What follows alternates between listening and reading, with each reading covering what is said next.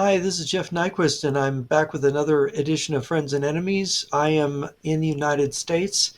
I'm a blogger there, and with me is Alex Benish. He's in Germany. And today we're going to talk about the economies, East and West, oligarchs versus Western billionaires. What are the captains of industry in the West? How do they differ from those in China and Russia? And also, there's a new book by Michael Waller out, and I want to make a larger connection here. Michael Waller has written a book called Big Intel about how wokeism has taken over the American intelligence community. And of course, this goes to the heart of everything because intelligence is behind so much, and counterintelligence defends our state and defends the West, defends capitalism. And it's been taken over by essentially a Frankfurt School communist movement, intellectual movement that is actually working with, I believe, working with Russia. I think that if you do a juxtaposition of climate change, critical theory, critical race theory, with the military plans of Russia and China, it'll come into focus. Because you see, climate change sabotages the West in energy, which helps Russia because Russia is a big energy producer. And critical theory sabotages the West's intelligence services and military, especially the American, paving the way for Chinese and Russian victory in the final conflict. So if people can see it that way, the interconnections between communism and Moscow, it's still communist. Sorry, the leaders there are still Marxist Leninists. You can see it slip out of their mouths from time to time. Putin himself said it at the anniversary of the Bolshevik Revolution, the 100th anniversary, before a crowd of the World Festival of Youth and Students. I am with you. Of course, it's a crowd of Marxist Leninist youth, and he wouldn't have said that if it wasn't the case. But I have a quote from Michael Waller's book that I think we can frame this whole question of capitalism and how it's used and how it's been infiltrated by the East. He said, "This is a counterintelligence story." It's a story in Waller's book, a chronicle of a battle the FBI and CIA fought for decades before they succumbed to a generations old hostile foreign intelligence operation to destroy the United States and Western civilization from within. It's about how American foreign intelligence was targeted and attacked as soon as it was founded. These attacks were not about partisan politics, but something far deeper. They were meant to turn American instruments of power into enforcers of the vanguard spearheading the fundamental transformation of our country. So, with that, I open it up to Alex.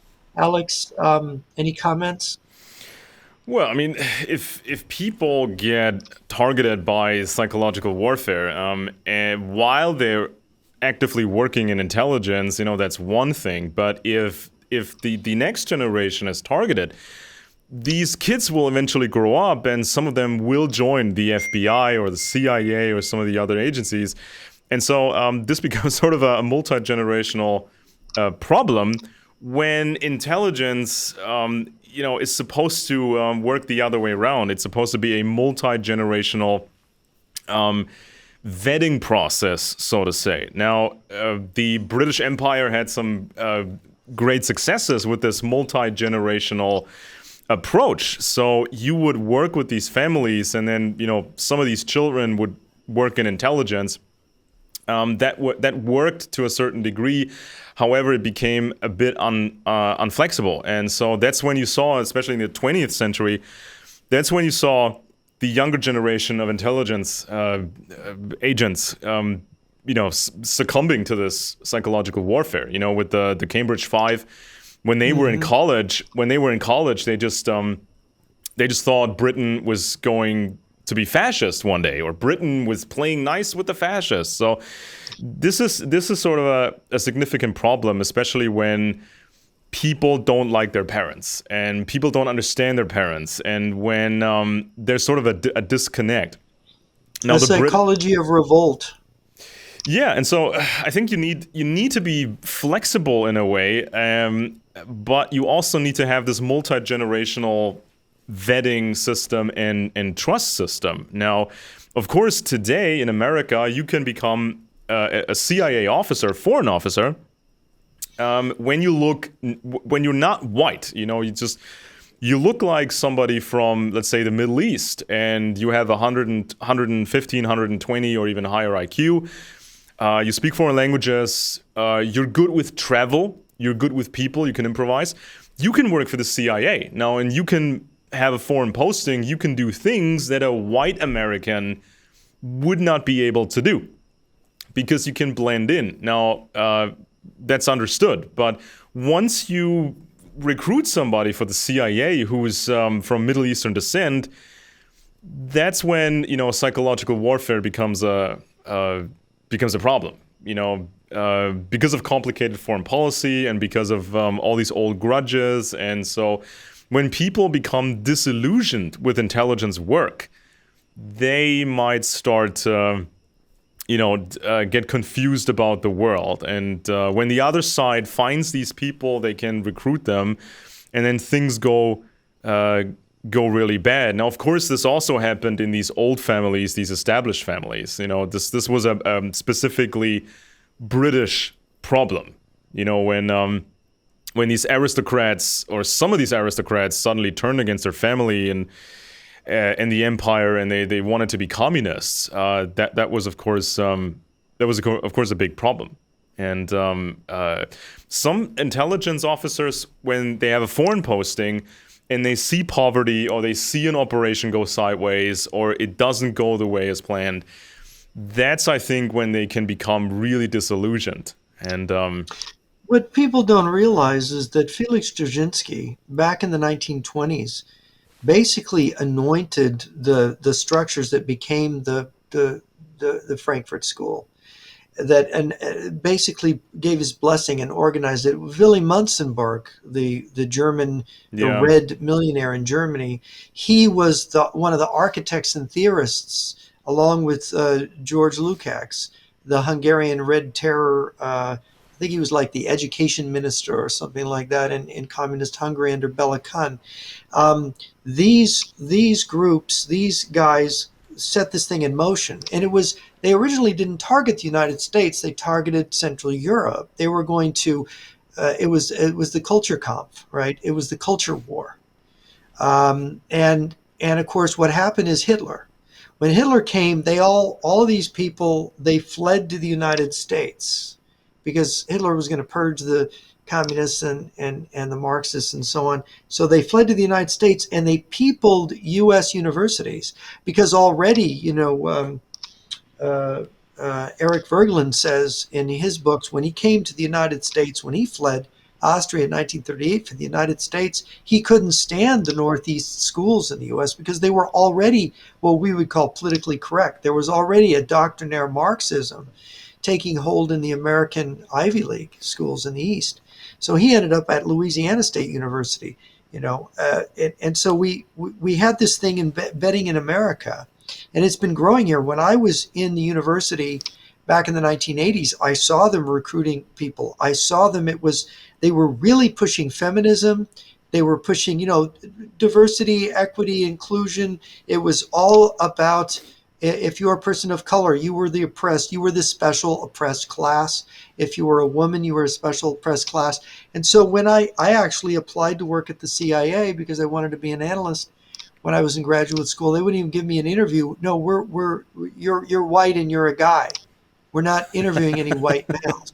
This was in 1987, right? So, oh so boy, by 1987, they don't want white guys. I mean, more recently, Waller has a quote in his book about one of the managers at the FBI saying, the big problem with the FBI is it's 83% white. yeah, That's a big problem, right? Wow.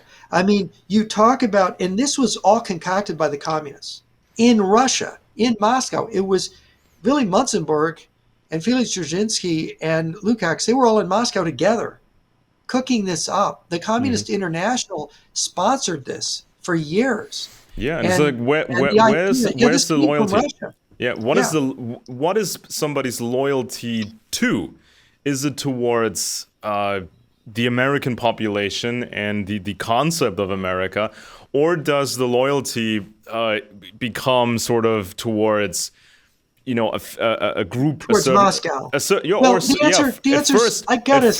a certain subgroup. Oh well, it's black people, it's Latinos, it's women. Yeah. So suddenly Mhm. you feel more loyalty towards this perceived victim group, and you don't get a sense of what America actually is. And I think that No, and no, one comment I should make to bounce off this, in terms of ultimate loyalty, the communists in America want America to have no nuclear weapons. They want America to have transgendered bathrooms. They want our armed forces demoralized by forcing homosexuals in the military on heterosexual warriors, right? They want all this. They want feminists running naval warships, right? Where they're colliding with each other at sea because the women are having a cat fight, which literally happened a few years ago.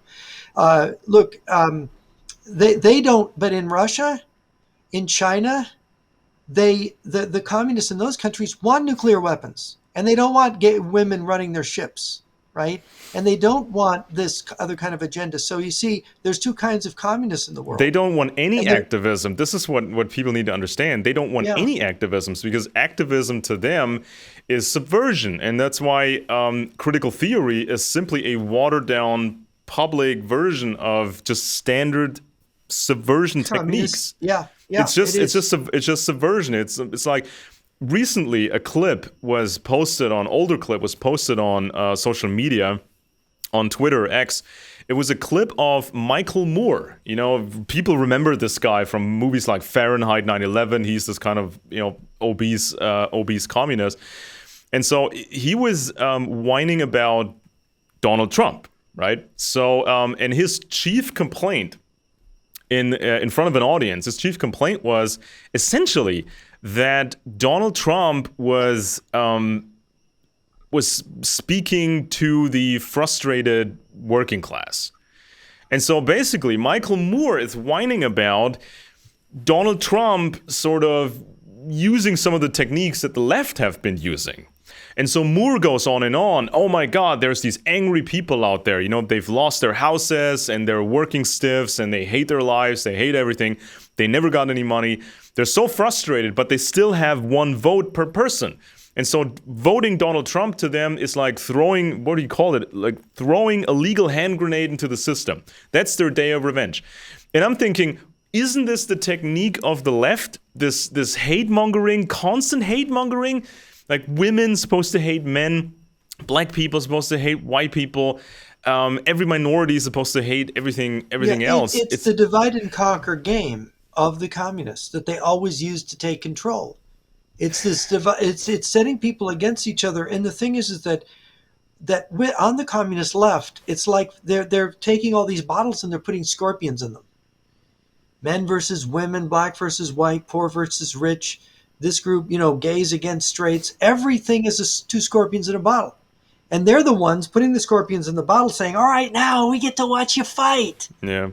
And I think that's why capitalism is so important, because in capitalism, essentially, what matters is productivity and success and physical results. I mean, you can debate ideas all day long and you can have complaints about this and that, but just whining doesn't actually make something. You're just verbally criticizing something, you're making generalizations about some group, but you're not really making something. So this is what I like about capitalism, because you have to prove that you can actually accomplish something, and the proof is then physical manifest reality. It's not some faraway concept of a revolution and we're going to take revenge and it's all going to be fine. No, it's here, it's now, I made something. Here it is, and I can sell it because somebody actually wants it and we both win.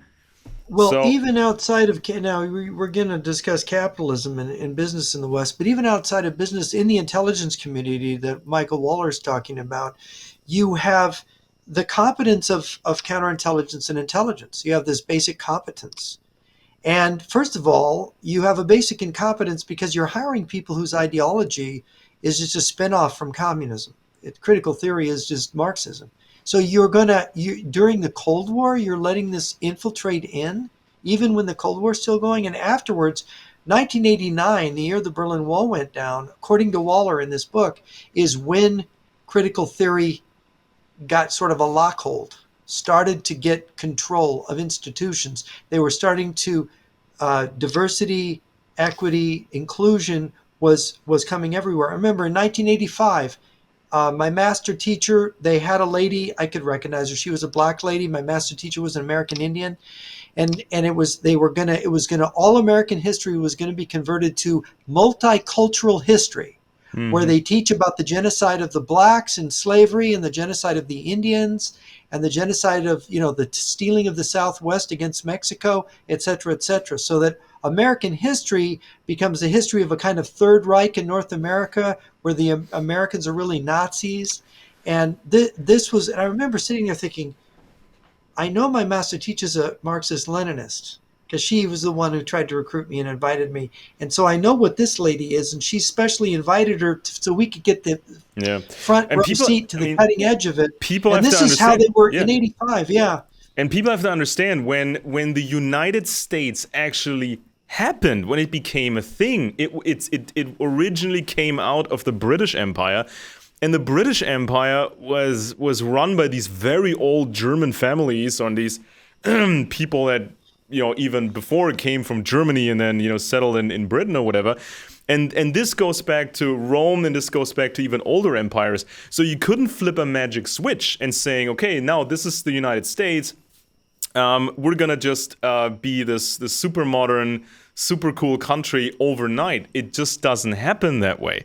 And so, just you can't fault America for dealing with this multi-thousand-year past, and all kinds of empires had existed, and they had slavery. The Asians did it. The Han Empire. How many people know about the Han Empire? The Mesopotamia. So people from Middle Eastern, who look like Middle Eastern. People in Mesopotamia, they had empires. Everybody had to compete, because if you didn't compete, you were taking over by a standard baseline empire. And so in the United States, this was a process that was also kind of happening elsewhere, but not as fast as in America. And it was a gradual process of getting rid of this heritage of multi-thousand-year empires. So it's just very, very cheap, a very cheap trick nowadays to point at this transition period and basically complain that a magic switch wasn't pulled, that somebody didn't, wave his magic wand and turn everything great. So it's just people lack the understanding. Yeah. People lack the understanding of history to properly judge these things. And so, I mean, in the Yeah. And of intelligence. course, they look at the injustices that occurred in the past. There's this new movie out that is about an American Indian tribe that they get poisoned because there's oil found on their land, in Oklahoma, and these white people, they become friendly with them under this white sheriff, and it's a true story, by the way. Hale was his name, and he got his nephews to marry these Indian girls and then poison them and then get the oil money from the Mhm. government, just bring it to his family. And of course, it ended up the FBI had to get involved to stop it because the Indians finally went to this one Indian lady was very smart, and she went and she talked to President Coolidge. This is back in the 1920s. Well, they made a movie about this horror that happened to these poor Indian folks that got rich and these people tried to rob them. Of course, these people went to prison. The government got them, but they murdered like 26 Mm. Indian, mostly ladies and some men, horrifically, poisonings and shootings and stuff. But they made this into a giant feature length movie now. That's on. I just saw it last night. It was on the streaming service that I use. And the thing is that almost everything you see now is about one of these themes, about injustices to black people, injustices to Indians, injustices to women, and it's okay. Yeah, that's a part of our past. That's a real thing. But the thing is that the Marxists have hijacked this, and they are using it as a general indictment. And they've made their own sort of legal system. And this is what Waller points out in the book, is that it's a legal system for destroying capitalism, for destroying freedom, for destroying rule of law, because if you're white, you're guilty automatically of racism. That's what critical race theory says. Right. And we can do anything to you. So it's an excuse for imposing a reverse tyranny, right? Yeah. Because that's justice. You did it to us, now we're going to get to do it to you. And Yeah, and they it's just in multiply these resentments, right? real life socialism, you are not allowed to do any kind of activism. So, for example, when the wall came down here, people found out more about what had happened in Soviet East Germany. So, for example, they were poisoning the rivers. They were poisoning everything with their industry because they could not afford any protection for their workers and for the environment and for the people who were breathing in all these toxic fumes. Yeah. So this was widespread destruction, but you could not actually do activism about it. And some people tried, and they were hunted by the Stasi. Now imagine, you're not trying to escape the country, you're not trying to topple the government, you're not trying to cause any, rock the boat and just have a counter-revolution or whatever. You just want to protect the workers, the kids, the nature, but you were not allowed to do it. The government would come after you for that kind of activism. Same thing happened to feminism in communism. So for example, when you were a young woman and some party member was after you, you were in a really, really bad situation, because if you refused to engage with this party member, he could ruin your life. And he could ruin your children's lives. He could totally turn your life into hell. And so there was no actual way to do activism about this. So the police would not help you. You couldn't get a group together and say, well, we have a systemic problem here, we need to address this. No, the Stasi would come after you for every kind of activism. If you complain, something is bad here, we need to fix it, you were a target. And so, of course, we don't trust left activism that is just hate-mongering. Everybody's supposed to hate everybody. So when Michael Moore is complaining about Donald Trump, he's complaining about things that the left is using all the time. They're trying to make people crazy mad, and people don't even understand the history of capitalism and the history of industry and how to fix what's not really working. And of course, the one comment on capitalism, the freedom to buy and sell, it's been said, is perhaps the most basic freedom involving human dignity that there is. The idea that I need something and I can go out to the market and I can find it, or I can produce it for somebody, is extremely important. And but the idea that there are these thugs in government uniforms that can show up and say, oh, you can't make that without a license. We're taking your company. yeah.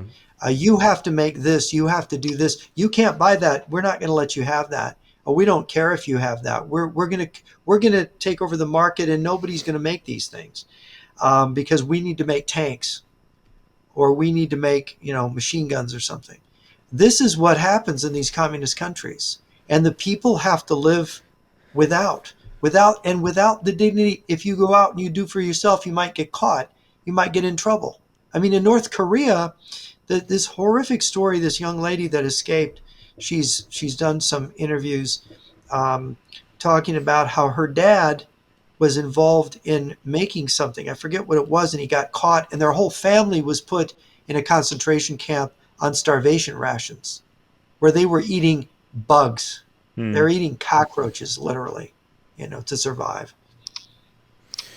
All right, so I got some notes here, and basically, Leninism, really. Leninism is, if you look at these texts, it's 85% whining. It's complaining. It's not a real analysis. It's just supposed to make people angry. Lenin was talking about the oil trust in America, the sugar trust, the rubber trust, the steel trust, and so on and so forth. And communists have always painted capitalism as a complete failure. And ever since, they called real life capitalism late stage capitalism or end stage capitalism. So they predicted it wasn't really making profits, it wasn't really sustainable, it wasn't really successful, and it was about to turn into cannibalism and just invading foreign people to steal stuff like Vikings, like modern day Vikings. We just look for something to steal because we can't really make anything sustainable. And so for 150 years,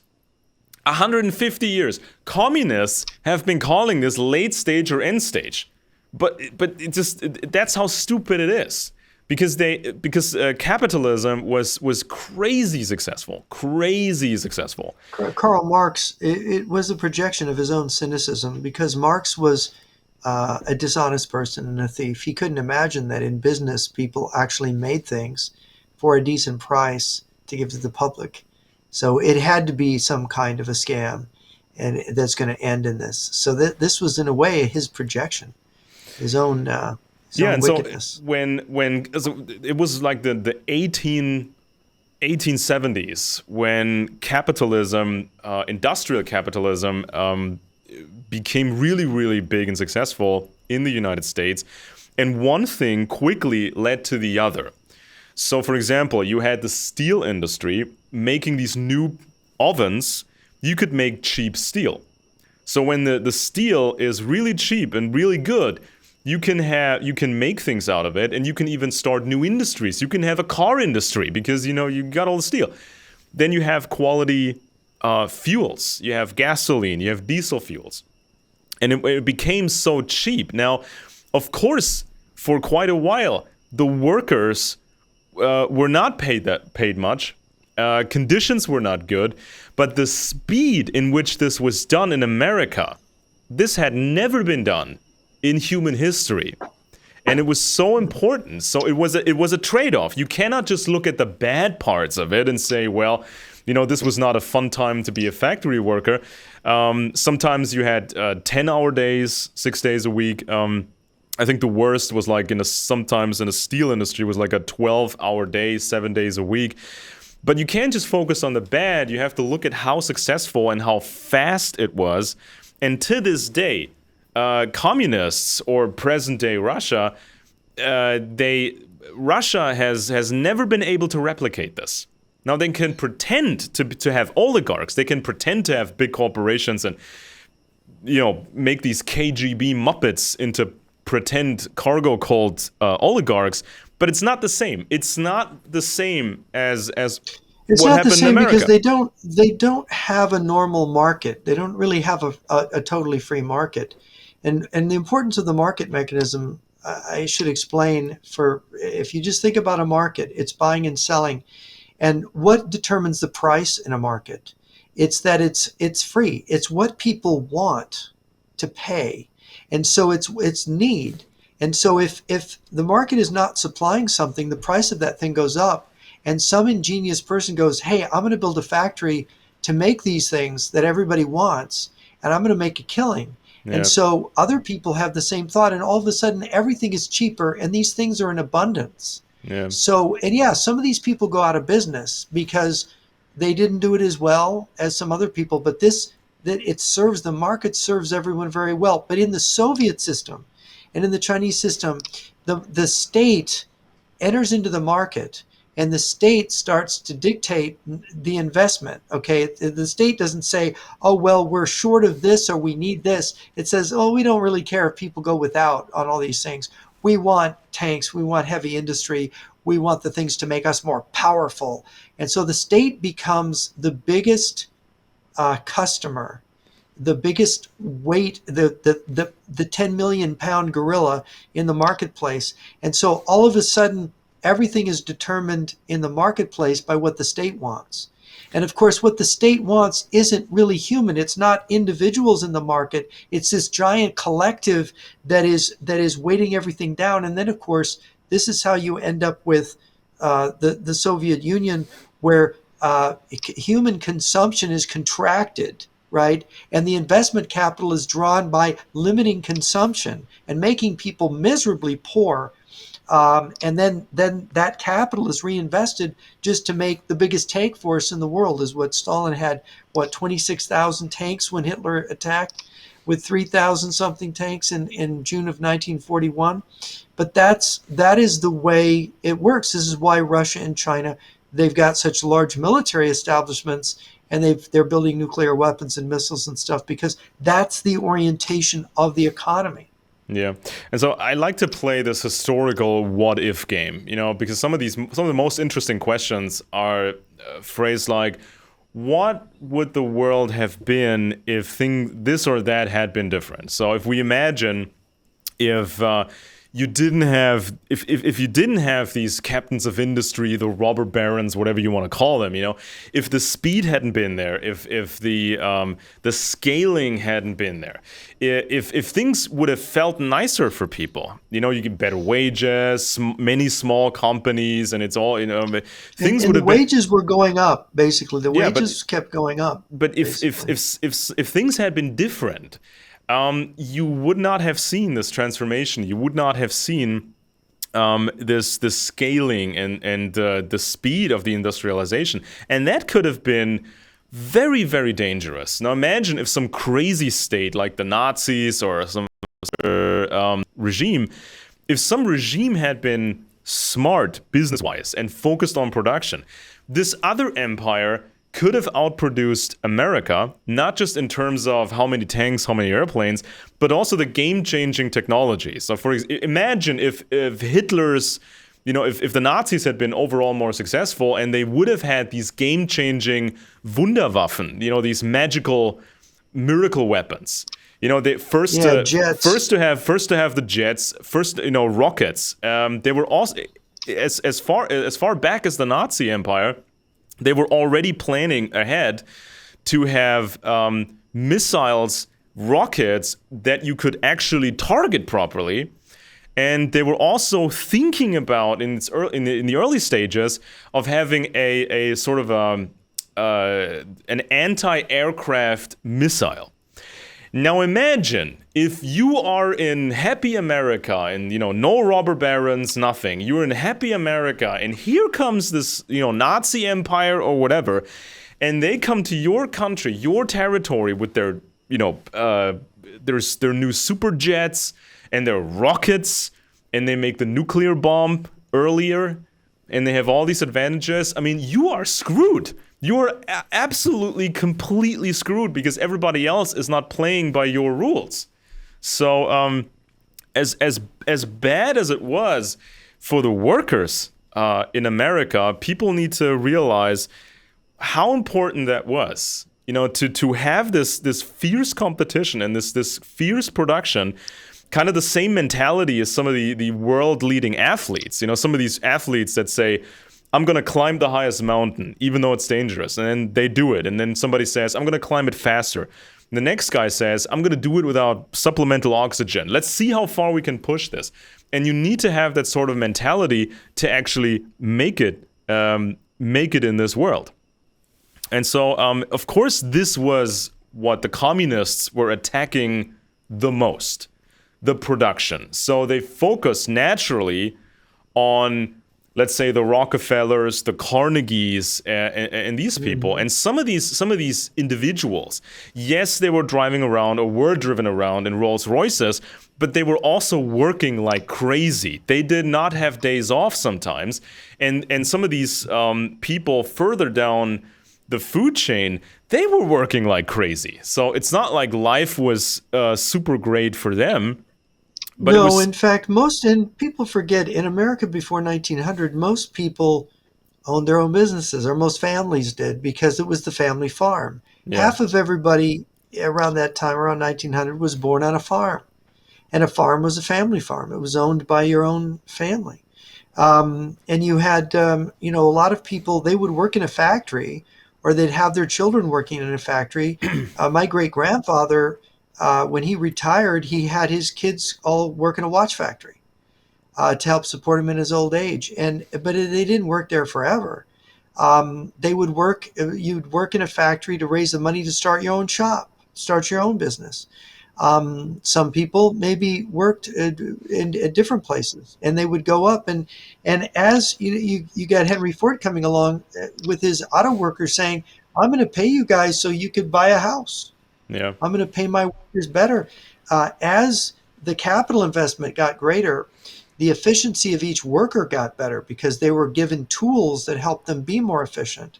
So they forgot that this rising tide lifts all boats, as JFK said about capitalism, is that as the rich get richer, the people at the bottom get pulled up. The communists call this trickle down and they mock it, but it's actually true. The way things work, the country with the most billionaires has the poor people that are the most prosperous. Yeah, and It's just the way it is. at this stage of the game, when you say, "Oh, this billionaire owns $10 billion, or this guy has 30, $50 billion," they own stock. It's not liquid. They don't have cash. They're not Duck McScrooge, nosediving into their pile of cash. They're tied to the business, and if the business collapses, their wealth collapses as well. Yeah, they really do take a risk. People don't realize that these businessmen, they risk bankruptcy in what they do. And there's another point. V.S. Naipaul tells the story about his father, who, when he found his sons were kind of getting involved with leftists and communists, and his father had the greatest rejoinder um, on this, and he said, "Oh yeah, there were only so many Fords and Chevys in the world, and the Americans stole them all." Right? Yeah, I That mean, that that just about summarizes it. people need to imagine what the world would have been like if the Nazis hadn't been such morons in terms of economics. Now, of course, when the Nazis took power, the economy was not doing well because many people were still in farming and there was no space.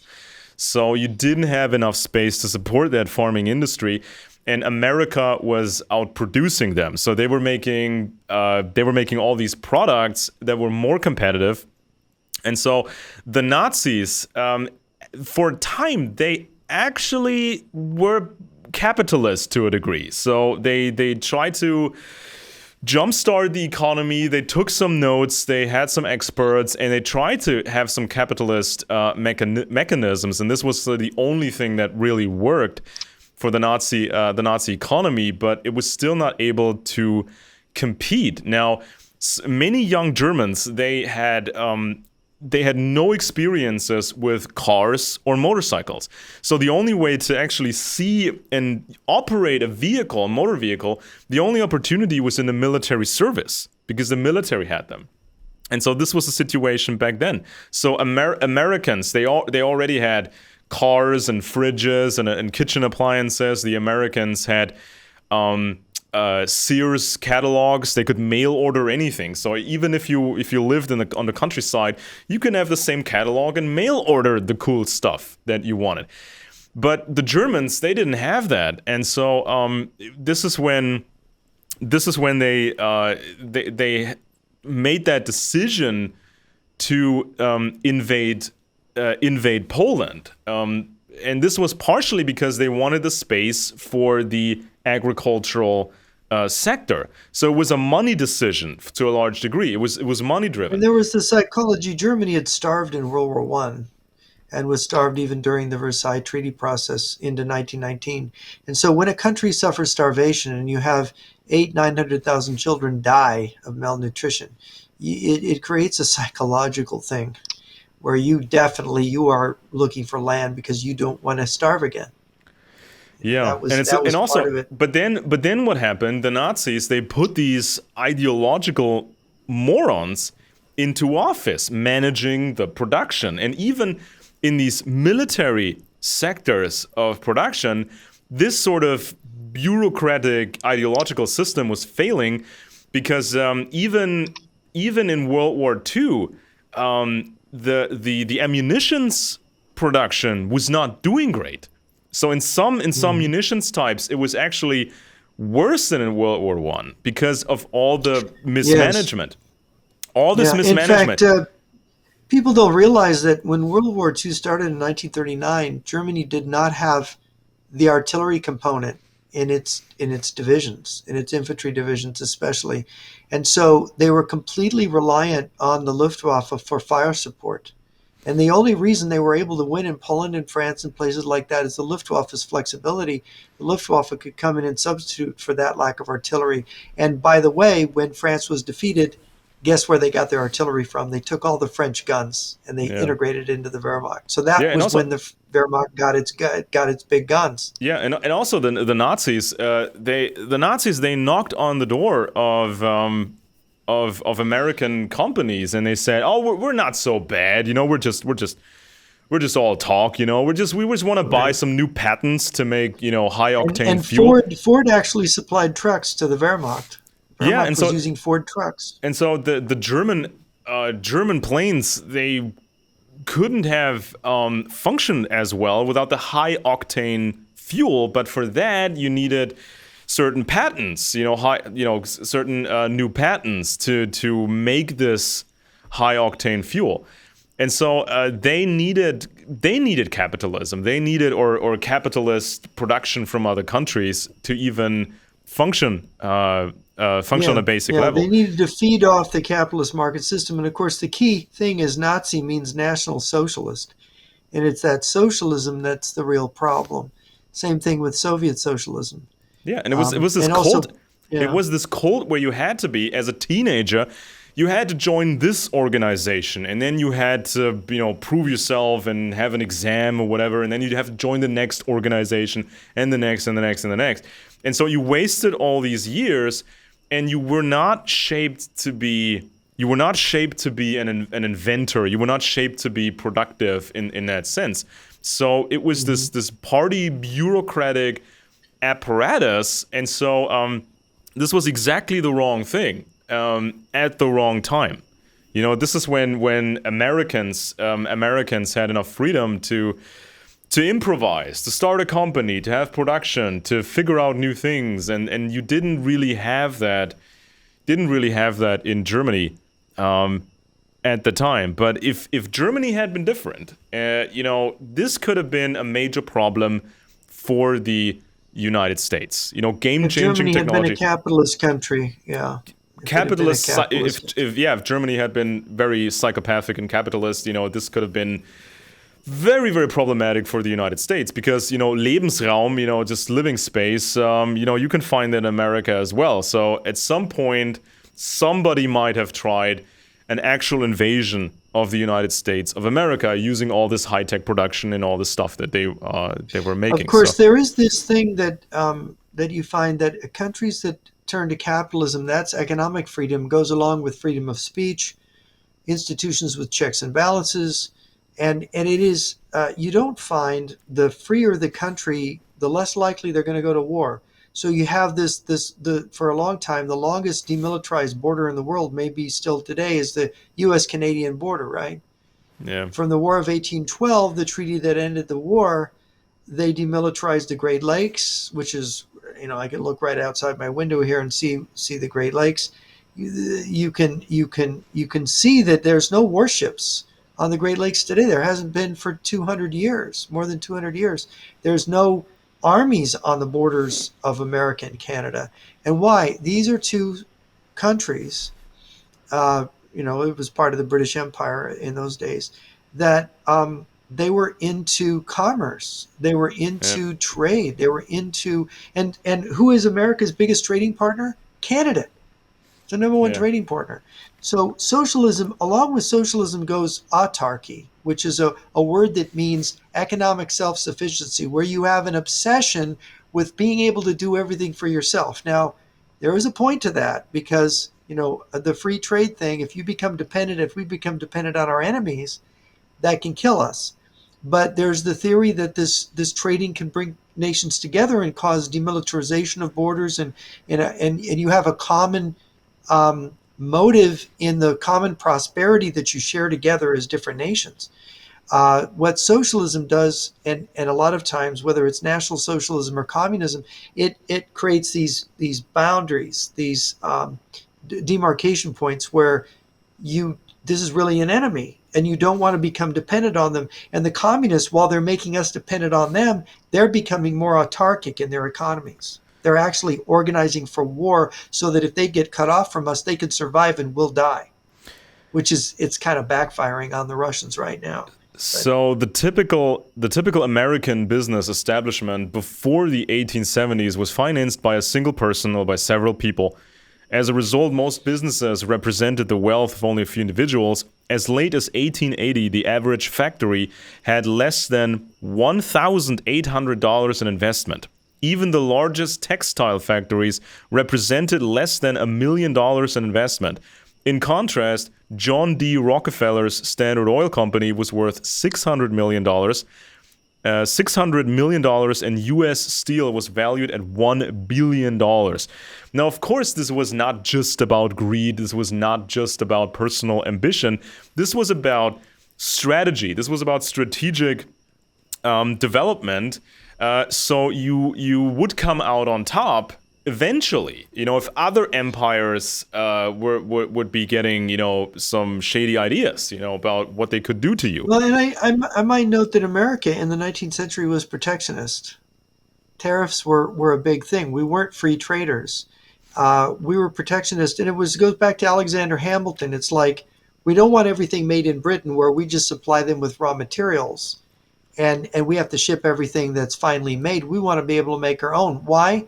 Because that's our ability to make our own navy, make modern military equipment. You want to be able to have things built in your country. And so the industrial policy of the United States was a real thing going back to Hamilton.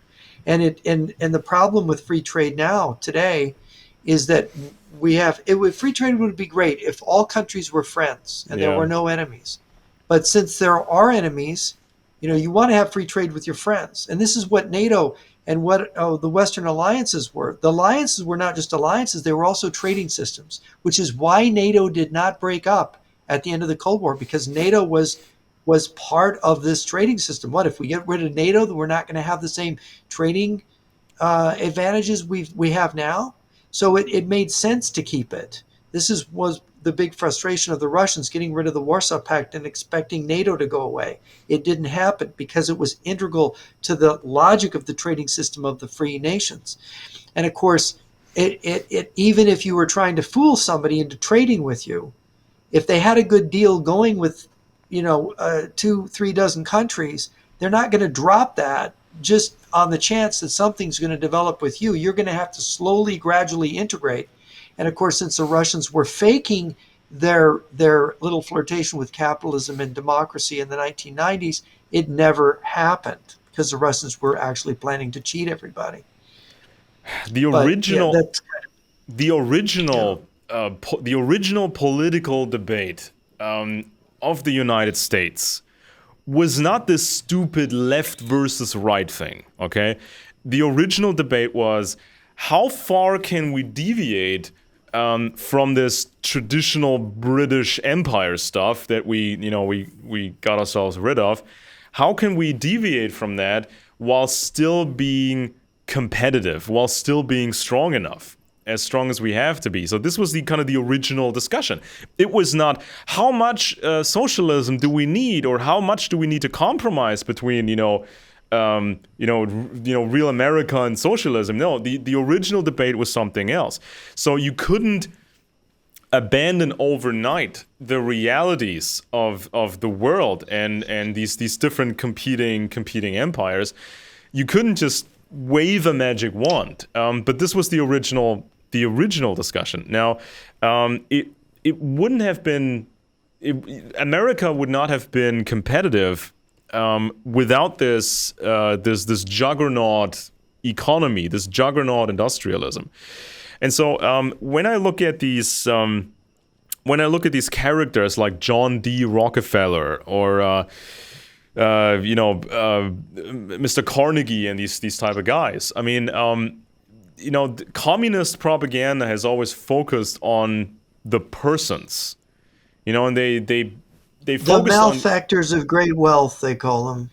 Yeah, they focused on these persons and they projected all this stuff into these people. But this was a broad effort. You had not just John D. Rockefeller, you had so many experts working on these oil cracking processes, the steel furnaces that had to be developed. You had all these engineers and you had all these factory workers that had to be precise and disciplined and focused. Now, people still to this day sort of they still reminisce about the glory days of German precision, right? I mean, this became sort of the cliche, like a Swiss watch, right?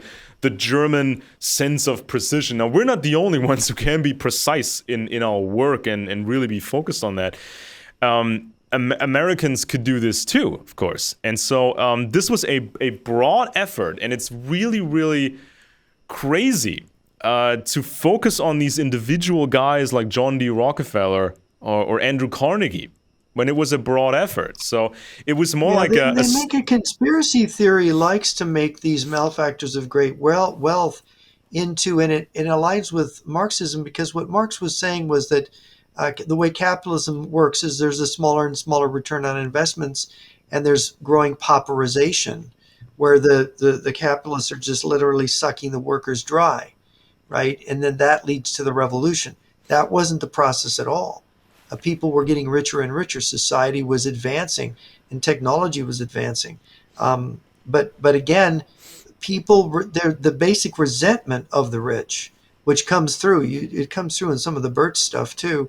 The malefactors of great wealth are demonized again and again when everything you sit on, eat, enjoy, whatever, is made by a process that was developed by these people.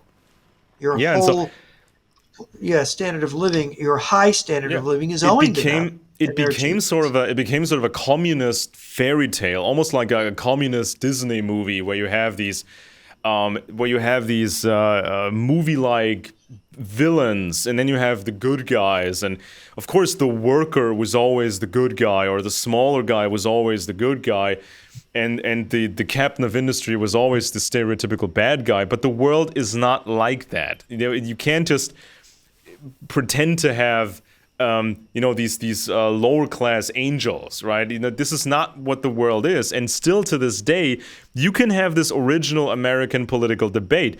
We don't want to be the British Empire. We don't want these hereditary weirdos who are not that smart, who are not that good, but they still hold all the levers of power. Because Britain's empire showed its age. Britain's empire eventually showed its weaknesses, and so this is sort of the debate we need to have. It's not capitalism. Should we have capitalism or should we have socialism? It's how far should we deviate from this, let's say, old style British imperialism, because some stuff you cannot avoid. You have to be strong, you have to be competitive, you have to be stronger than everybody else. Some things you cannot escape, and sometimes you need a dynasty, sometimes you need a family that can function for 2, 3, or more generations. But this is what the debate is. This is the classic American debate. How far can we deviate from this British stuff we got rid of? But how can we stay competitive? But when these trusts happened, these industry trusts, sugar, rubber, whiskey, steel, oil, this was not so great for the individual worker, but overall it created this insanely successful juggernaut. And this is even tied into the banking. Now, of course, this is what the communists have been targeting, as well as the truthers. So, for example, there's a central banking system. People think that a central banking system is a conspiracy, and it's a Jewish conspiracy. Whereas the British Empire itself had established fractional reserve banking in the bond system, and they also had family ties and some secret ties between sort of the lords of industry and banking and stuff to keep it stable, to keep it running. And that's what saved Britain multiple times. For example, against the Germans. I would give the example, Thomas Babington Macaulay, who wrote the History of England. He was perhaps the greatest prose stylist in the English language has ever had. He was a Whig, and it was the Whig theory of history about progress in capitalism and markets and stuff.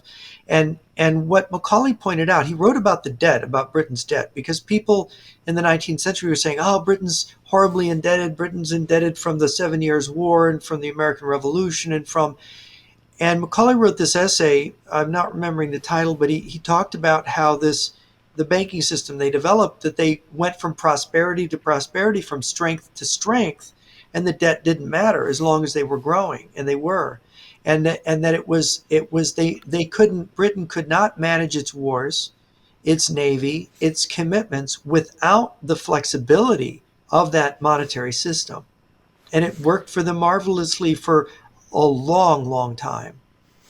So after the Civil War, two new processes allowed for the creation of furnaces large enough and hot enough to melt the iron needed to produce large quantities of steel at increasingly cheaper prices. So, for example, the Bessemer process and the open hearth process changed the way the United States produced steel, and in doing so led the country into a new industrialized age. So the price of steel dropped by over 80%. When quality steel became cheaper and more readily available, other industries relied upon it more heavily as a key to their growth and development, including construction and later the automotive industry. So how do people remember how the communist Chinese produced steel? They used these almost medieval type ovens to make bad quality steel, losing money on it, and they were burning all their forests. They were burning all the wood they can steal from people's homes. They were just burning everything that would burn to produce low quality steel. That was communist China. In fact, one of the reasons China did that is Mao Zedong wanted a navy. He wanted to invade California. He said that to his generals. And of course, he went to Khrushchev. Khrushchev, this is an interesting thing. He went to Khrushchev and said, you know, what I need from you is I need your help to build a navy. I need to build a big navy because we need to go to America. And Khrushchev was dumbfounded. It's like, you know, it's extremely complicated to build a navy. You can't just do this. And so Mao went off on his own and he said, well, we can do it if we think we can. We get everybody to turn in all their iron implements, right? All their kitchenware, everything they have, and we'll just all melt it all down and we'll have enough to build a navy. That was a harebrained idea. This is why they were running around doing this. And it just made a huge mess. Between 1899 and 1902, New York was lending $200 million to Britain from one of their wars. So now it's, the Brits are coming to us for money. You know, this is how things changed because of all the steel production and the oil production and the banks and with all the bad stuff that was attached to it. This is how the power shifted. This is how the world actually shifted. And so Karl Marx never envisioned how successful this would become, because when he was around, industrial capitalism was in its baby stages in many places, and especially in Europe. So he imagined it to be cannibalistic and not efficient, and it would always fail.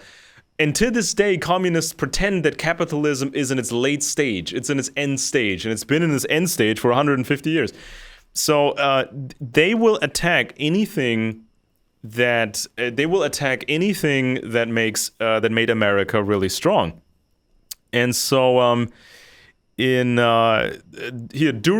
the last 18 years of his life, Andrew Carnegie gave away around $350 million. That's almost $6 billion in today's money. He gave away almost 90% of his fortune to charities, foundations, and universities. Now, of course, this was not all bleeding heart stuff, but you know, when you give money to universities, you will raise the next generation of inventors and engineers who will again make stuff and make something happen. And so you had, of course, you had the universities, you had some of these scientific communities, and also this kind of the British, some of the British heritage came to play a role in this. So, for example, Carnegie's Carnegie's maternal uncle, Scottish political leader George Lauder Sr., deeply influenced him. The Lauder Greenway family is a Scottish-American family who became very successful in America, also in intelligence, by the way, and science. And this one George Lauder was a mechanical engineer who himself had studied under Lord Kelvin. So he was like this old school guy, Privy Council, member of the Royal Society for Science. And so this is how you saw kind of this old British heritage turn into something else. So this Lord Kelvin, he influences this guy from the Lauder family, and Lauder influences Mr. Carnegie. But Carnegie was not like Carnegie was not like Lord Kelvin. So you saw the change. You saw kind of the transformation happening. And even Rockefeller, the Rockefellers, they needed people like Samuel Andrews, who he's credited with inventing the chemical process called fractional distillation, which is the separation of crude oil into its components. When he left Standard Oil early, he bought himself out. He bought this mansion on Cleveland's Euclid Avenue, also known as Millionaire's Row, and he always dreamed of entertaining Queen Victoria at his home one day, which never happened. So still you see sort of the shadow of the old system. You see some of the traces of the old system, but it had already become something else, something new. And so then with, the workers, you saw some of the early attempts of workers to form unions, and you also saw the early stages of workers' union terrorism. Groups like, what was it called? It was the Molly Maguires. So these were coal miners. Some of these coal miners, they were founding a terrorist organization called the Molly Maguires, and they were beating people up, kidnapping people, and even murdering people. And so what happened? The factory owners, or the owners of the mines, they would hire people who were investigators, and they would infiltrate the workers, posed as workers, and try to infiltrate the terrorist group. So, of course, you had some nasty stuff going on at the time, breaking up strikes and forcing people back to work. But it's not as black and white as the communists are saying. So, if you have a terrorist organization, it's not all black and white, is it? And Yeah, and the thing is, of course, it's people are very poor. They end up. This is in their community. This is the only work they can get, and there is the question of exploitation of workers. But then you have the problem of, if there's somebody who's paying better, maybe you can move to the next town if you have the wherewithal, and you save some of your money. You can move to the next town and get a better gig. But it was, the government did get involved and look at safety issues in mines and other places, because, these people could cut corners and put people at risk in businesses. And it's a serious problem, that had to be coped with. But the government was fully capable over time of looking at these things and making things better, until you get to the point where the workers are just going, like in Detroit in the 1980s and 90s, where the workers are just going nuts to pay themselves exorbitant retirements and exorbitant sets. Like, if you're a Detroit auto worker at a certain period and you Yep. got in, you're like a rich person when you retire. I mean, with the Nazis, if you were somebody who was better off, not like one of the high-ranking guys, but if you were better off in the Nazi era, in the Nazi regime, you could have a two-room apartment, no central heating, no real kitchen, and you could probably not afford a car.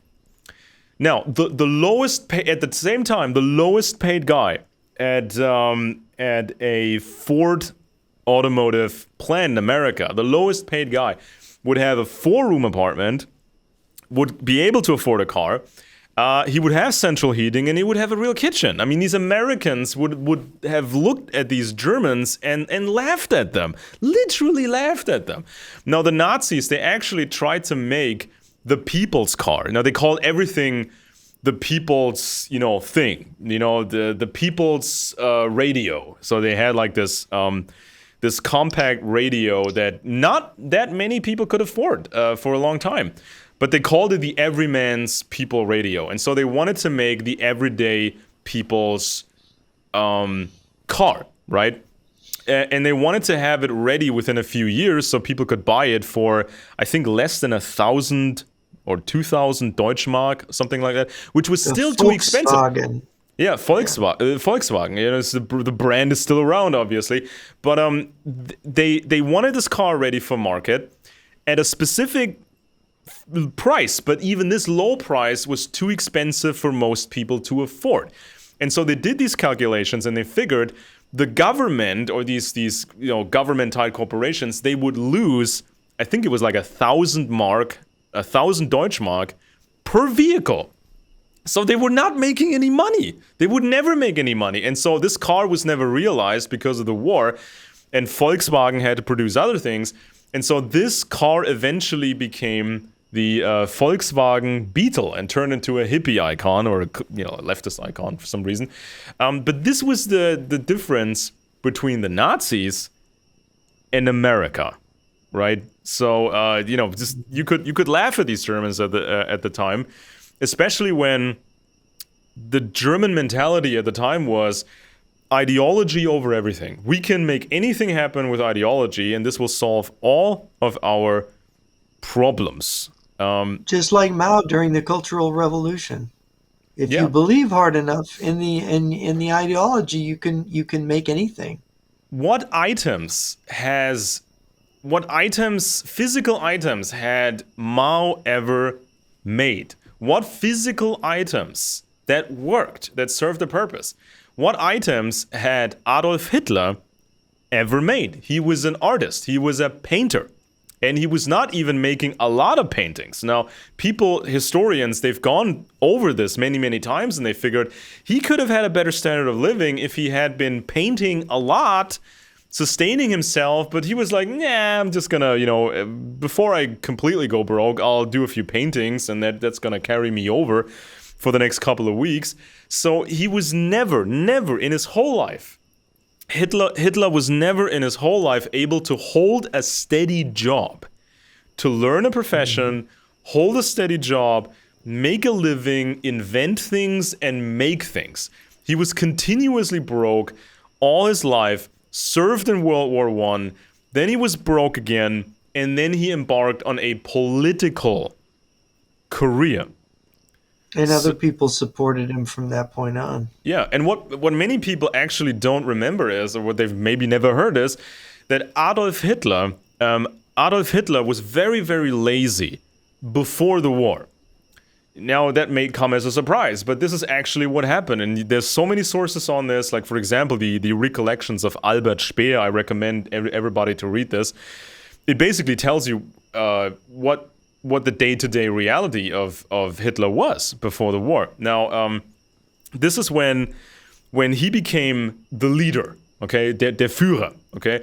And so, of course, his advisors, his people, they were piling files on his desk. You have to make a decision about this. You have to go through this stack by tomorrow and tell us what to do. You have to work through all of this stuff. And he said, nah, I'm not going to do it. Don't put these files on my desk. I will, delegate some of these tasks to some other people. And so he spent his time, the average day, he would have his close circle of people. For example, Albert Speer, his favorite architect, who later was responsible for the war production for some weird reason. And so he would have this circle of people around him, and he would live in these specific places, like in the mountains, one of his most favorite spots. And so he would get up at like 10 in the morning. This was like, he was getting up, slowly getting up. That was an early morning for him. Yeah, he would be getting up, and then he would start reading some newspapers or some news reports about himself, of course. This is also what Vladimir Putin did in the past, quite a lot. He would get up and start reading about himself.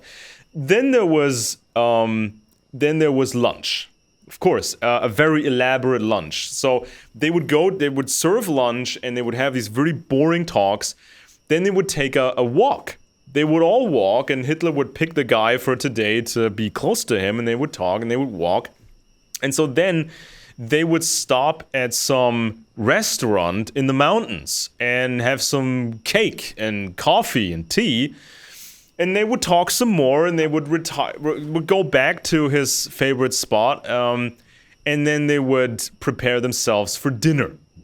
So more boring talk, dinner, and after dinner, they would watch a movie. Yes, that's right. Hitler was a big movie buff, and he had a home theater. He had a home theater in the mountains, fully decked out. Projector, big screen, the sound system, and they would screen movies. He loved King Kong. He loved King Kong. Yeah, he screened American movies that were not legally, that could not legally be, shown to people in Germany. And so then, when the movie was over, he would expect some more conversation, which was mostly him monologuing about stuff that he wasn't really an expert of. And so people would start to fall asleep, and they hated this routine. It was stultifyingly boring, but they had to do it to stay close to him. And so it would drink alcohol and talk some more after the movie. And at some point, they would all fall into bed. And the next day would be exactly the same. He was not a workhorse at all in his life. Never before the war. Until the war. Yeah, and so this was a completely different mentality from many other people in Germany, and especially very different from the American mentality. So this was sort of the life. There's interesting. Heinz Linge, his bodyguard and valet, wrote that actually contradicted this image of Hitler and said Hitler was not a layabout. It's not true, and he gives his picture, but. He was mostly with Hitler during the war. And I think that's when Hitler got worn out, because Hitler tried to micromanage the war.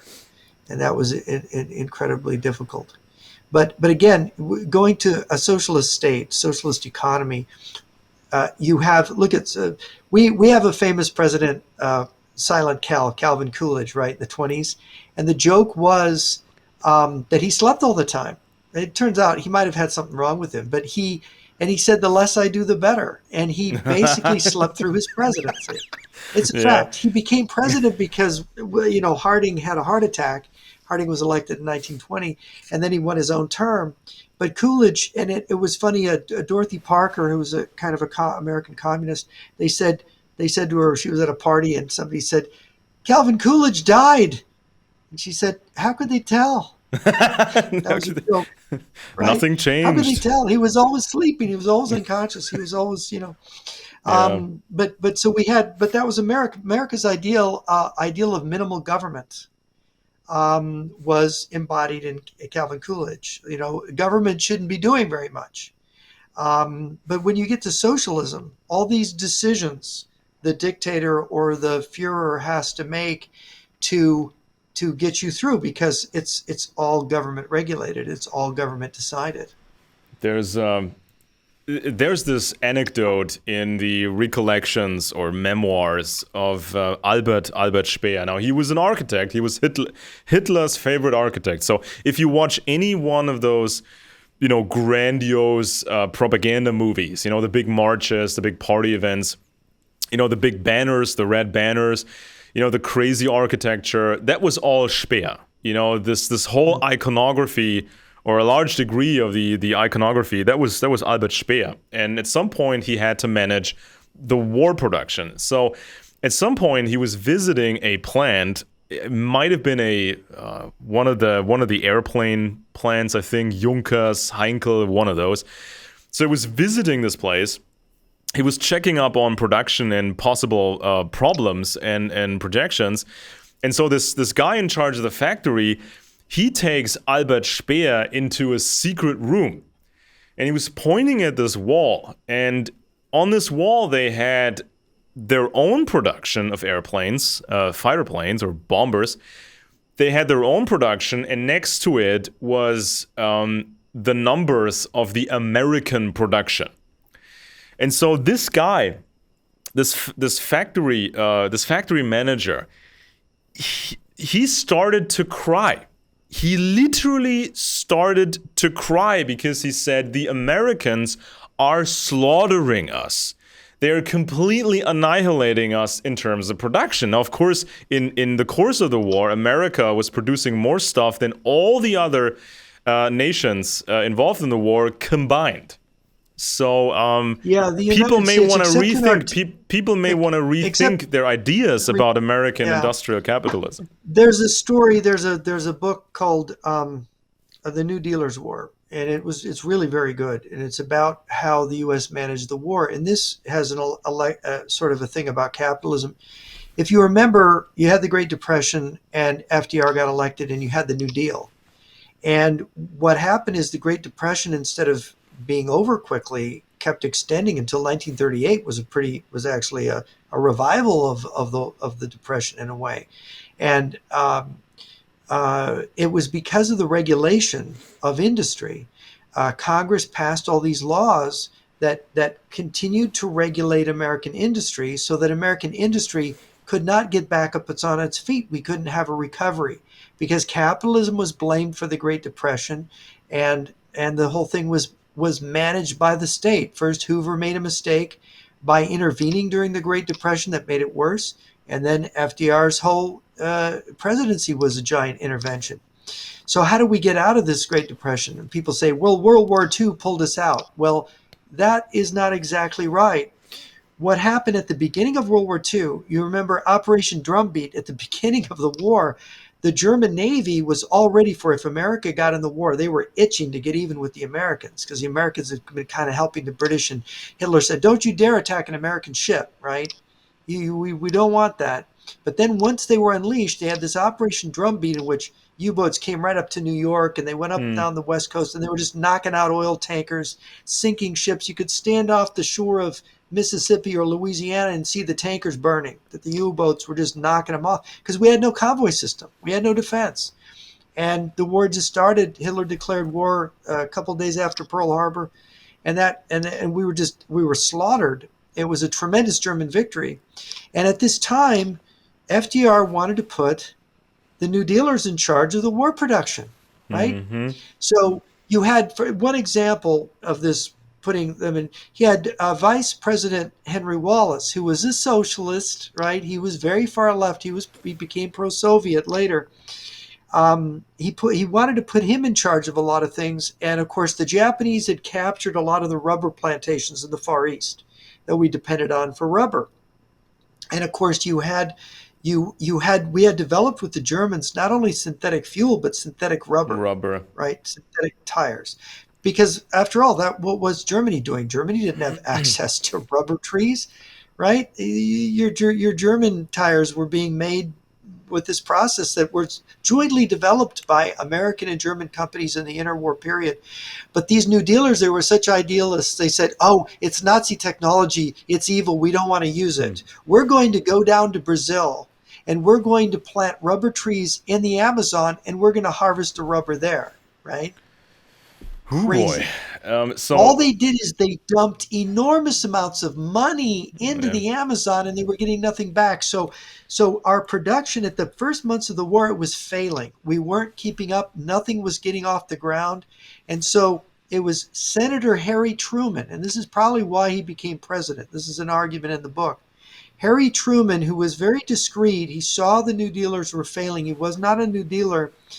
He went and he decided to meet with the industrialists and find out what's going wrong. How are we stalled in our war production getting ready for this war, getting into this war, because we were attacked and we didn't have all this war production yet. And the industrialists told him, you got all these laws on us, we can't make anything. Yeah. We can't afford it. We'd go bankrupt in 2 months trying to follow these laws. And so what Truman did is he quietly went around without ruffling feathers. He got these New Dealers out of the war production. He repealed he repealed all of the New Deal legislation that restricted American industries.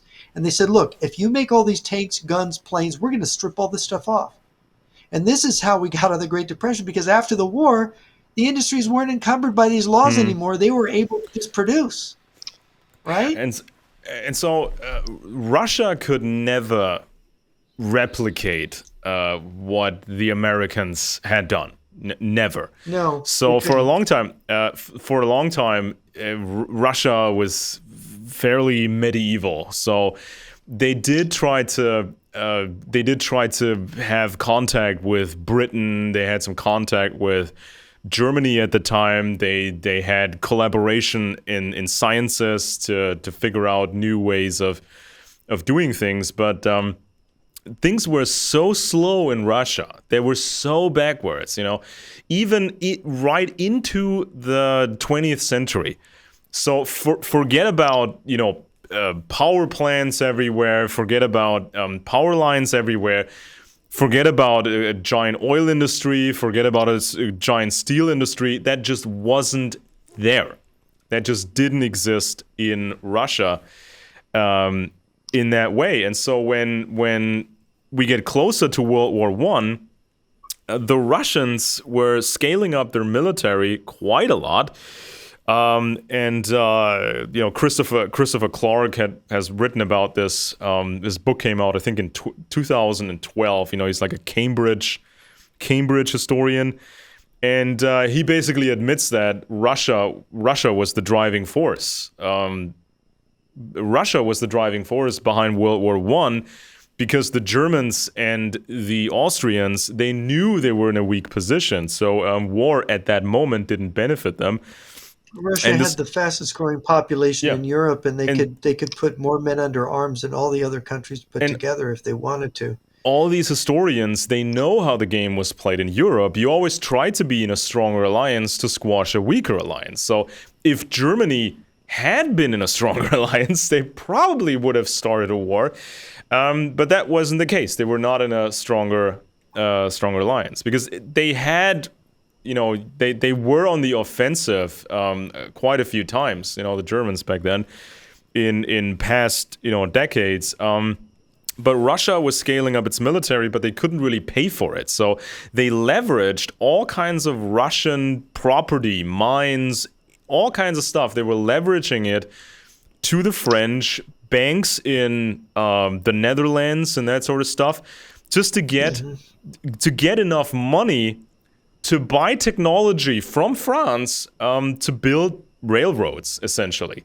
So they Yeah, didn't have the money. French really were the ones that built the Russian rail system, and the reason they did that was that to help the Russian army to mobilize against Germany, because the French were looking for revenge for the Franco-Prussian War. Yeah, and even decades before that, America was crazy successful with railroads and steel production.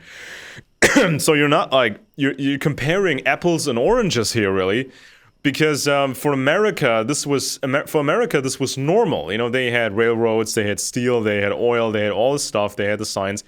Russia didn't have it, so they needed to borrow money to buy that stuff from somewhere else. And so then communism happened. And these communists, they also could not replicate what the United States had accomplished. So they were just trying to buy these things. We're trying to buy whole factories and just jump ahead in the game, because they were absolutely, utterly incapable of doing it themselves, of making these car factories in Russia, making these steel plants in Russia, and all that stuff that they needed. And so and so when communism was officially over, they still didn't know how to replicate, what America had accomplished. And so what they No, did one of was, the problems, yeah, one of the problems with, let's talk about the Soviet economic system. This is a quote from Timofeyev, Lev Timofeyev, in his book Russia's Secret Rulers. He said, the entire Soviet system, everything without exception, was nothing more than an enormous black market in goods, services, positions, and privileges.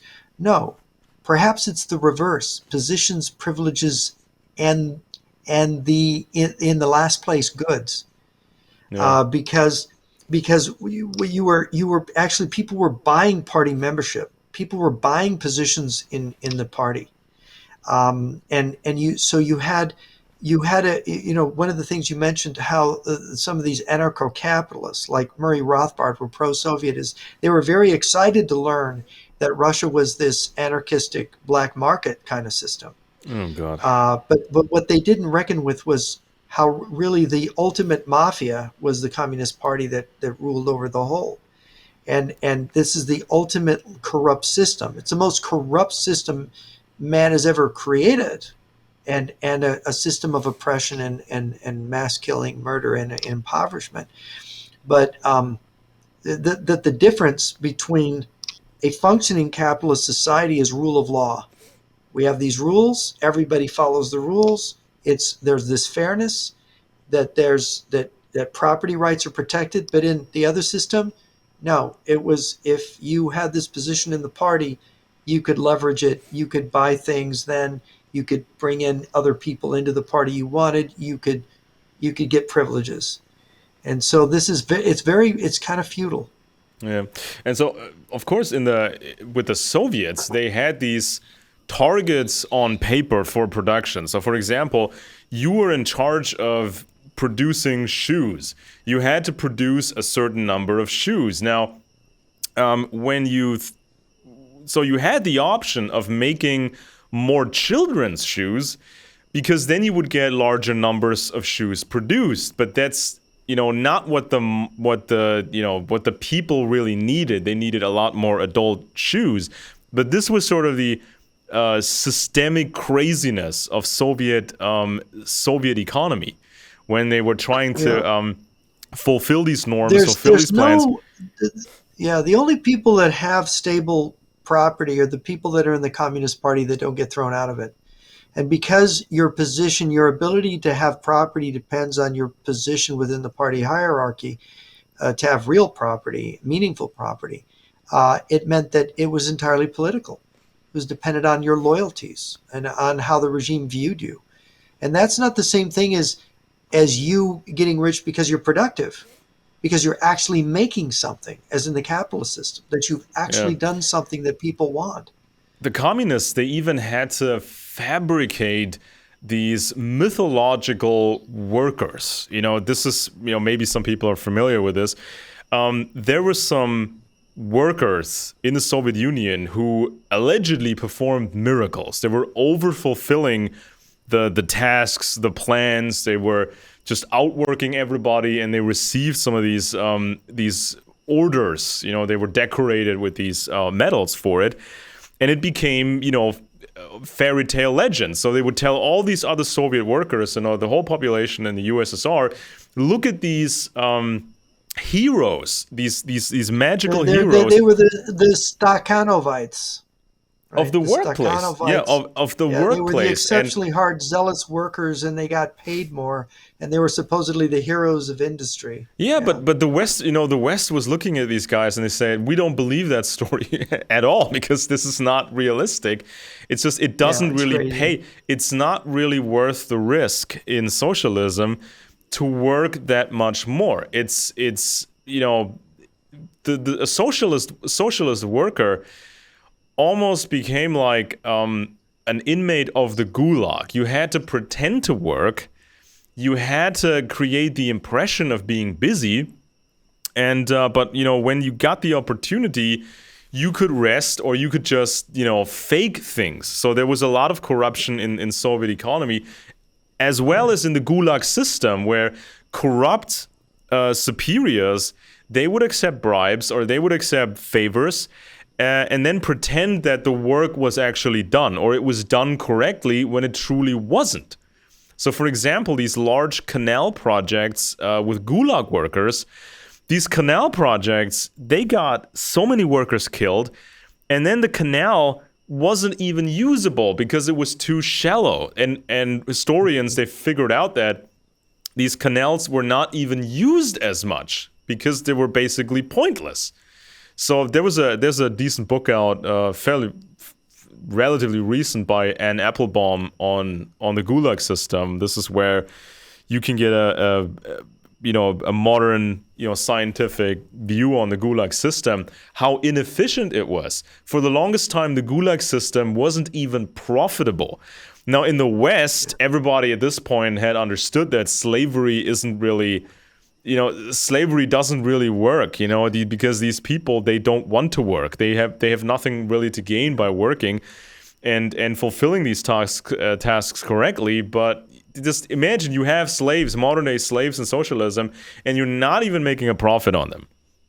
So this is, Yeah, I mean, the story, the Stakhanovites, it comes from Alexei Stakhanov, who was a coal miner, who supposedly was so efficient and effective at producing, putting out more coal that people started to notice, and they tried to model it on other people. But all that ended up being was they started putting more and more productivity demands on workers, which is, as you say, ended up, causing safety issues and people to be overworked, and it didn't end up working out for them.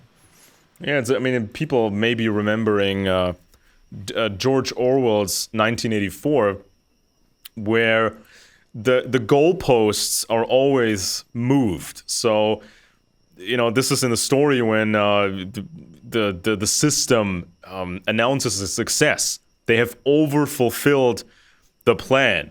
But then this guy, Winston Smith, he remembers, no, the goal was actually different. So they just moved the goalposts and call it a success. And there were a lot of these Potemkin villages in Soviet economy, whole factories that didn't really exist. They existed only on paper.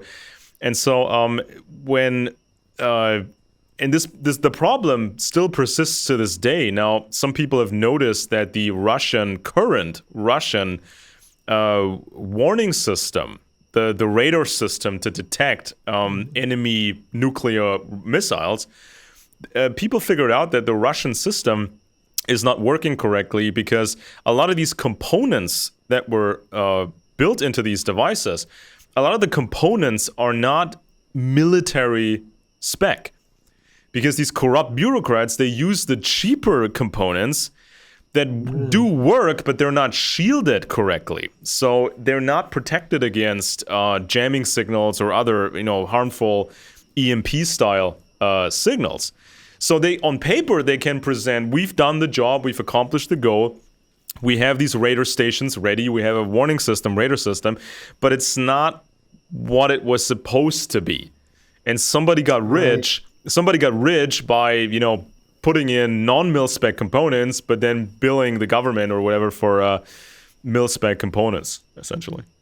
Yeah, that was a problem before Germany attacked the Soviet Union. They were getting their Air Force ready, and one of the Air Force generals was saying, "My pilots are dying in these planes.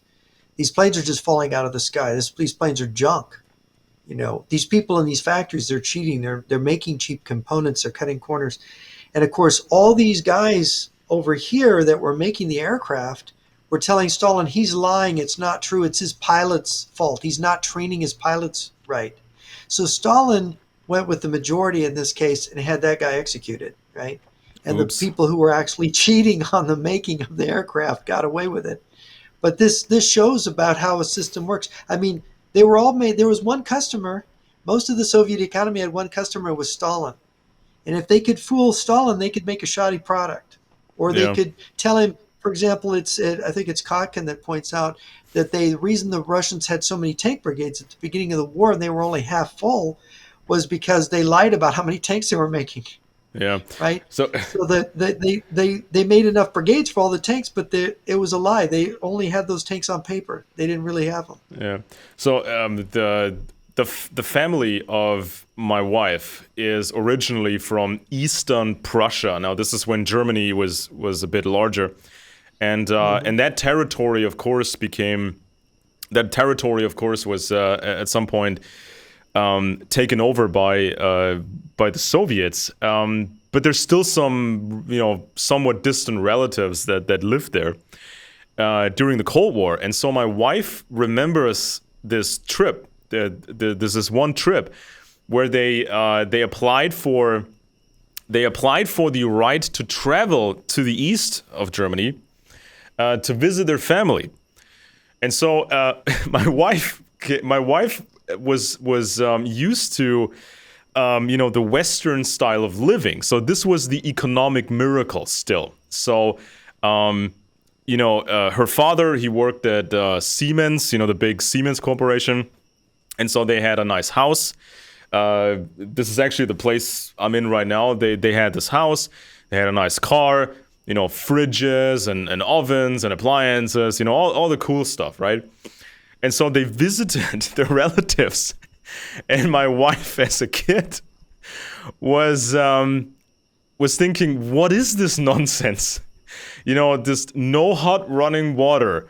The toilet was like an outhouse, and there was still." Horses with carriages and all that sort of stuff.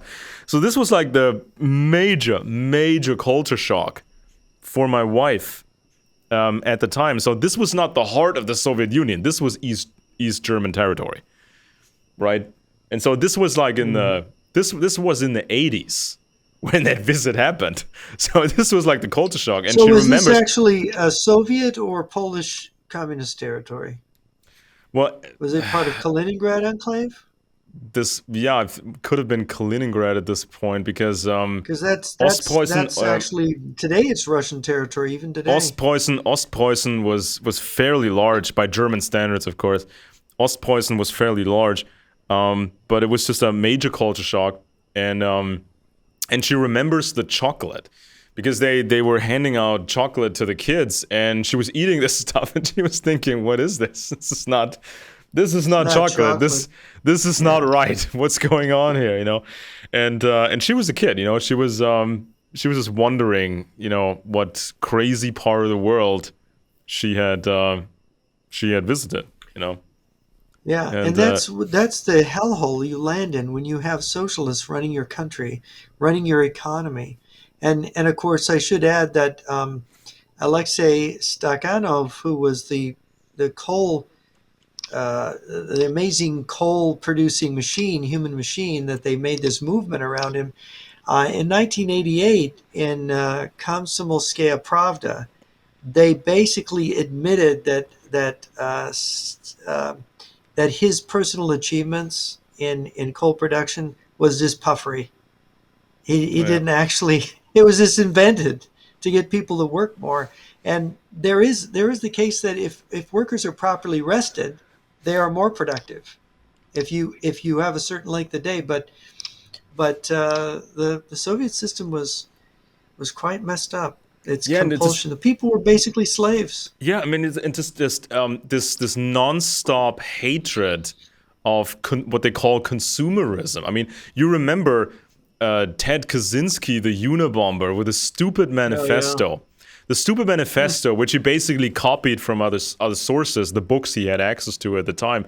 Now, he was a smart guy, high IQ, but he was a trained mathematician. He was not trained in all this other stuff he was getting himself into. It didn't save him from being an ideological crank. No, and he hated on technology, and he hated on. That's why the Greens started to love him at some point. He hated technology. He said it was the root cause of all evil, and he was ragging on people being able to buy nice things. Oh, a bigger television or a cool car or this and that. I mean, do people realize how important it is to reward yourself, to be able to say, "Oh well, I'm just window shopping because I have this idea, I want to buy this cool thing," and that motivates you. And if you get rewarded, if you can get ahead by your own effort, it's so cool, it's so rewarding. But if you don't have that, it's super frustrating. And so this immense hatred of what they call consumerism is astounding. And today's generation, I mean, when the kids, they grow up with all this stuff, and they have their iPhones, and they have all this, access to cars and reliable electricity and all that. These young people, they tend to not understand where all this stuff comes from, and they get these ideas. Well, maybe we don't need consumerism. Well, maybe consumerism is bad. Maybe we should have less and live, in peace and harmony with nature. But if you take them to a camping trip, or if you take them out into nature and they have to make Yeah, things they're themselves, traumatized. Yeah. it's horrendous to them because they Or as yeah, as I mean, in the state of nature, as Thomas Hobbes said, life is poor, nasty, brutish, and short. yes, exactly. Um, that's it. So then we get to the supposed alleged post-Soviet post-Soviet era. So this is when the KGB took over. Before that you had the KGB, the party, and the military leadership. And so then the KGB was already trained in some aspects of economics, but it was always tied to intelligence work. So they knew how to set up corporations, and especially shell corporations. They kind of knew how the Western system worked, but these were intelligence people. They were not captains of industry. They did not really know how to make things. And so creating these fake oligarchs, this is what I think, this was sort of the strategy to tell the West, we're going to have kind of the same development that you had, but we have to do it faster. So please excuse us for, having greedy billionaires and, mafia techniques and, squashing opposition and consolidating all this wealth. You have to forgive that. You have to forgive us for that because we're just copying you, but it's all going to play out nicely in the end. I think that was the sales pitch. But these were just KGB Muppets. They were not captains of industry. They could not really replicate. No, in fact, I know replicate this. I know the stories. What Konstantin Preobrazhensky told me. He said that Boris Berezovsky had told him that he signed a contract with the KGB to become an oligarch. They made him a billionaire. They had these state-managed auctions where they basically transferred the property to their agents effectively. Same thing with Mikhail Khodorkovsky. Marina Kalashnikova told me she knew the people that arranged it. Khodorkovsky, some Jewish banker investor type, had come to Russia and looking at this Yukos oil, what became Yukos oil, and saying, would it be nice if a nice young Jewish boy ran this company? So they thought, all right, do we have a nice young Jewish boy? Oh yeah, there's this Mikhail Khodorkovsky. He's the second Komsomol secretary down here in Yaroslav. Let's go bring him up, and so they just line him up, sign the contract. And I was amazed because nobody had ever written about it. I think I was the first person to write about this in the American press, but nobody would notice it. And it's other people like David Hoffman or others, they wouldn't touch it. And yet it was confirmed to me by Russian sources that this is what the oligarchs did.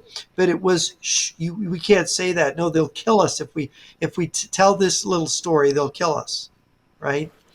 Because what it was is that the whole Russian oligarchs running Russia, Jews running Russia, right? Jewish, rich, wealthy Jews running Russia it's just a concoction of the KGB.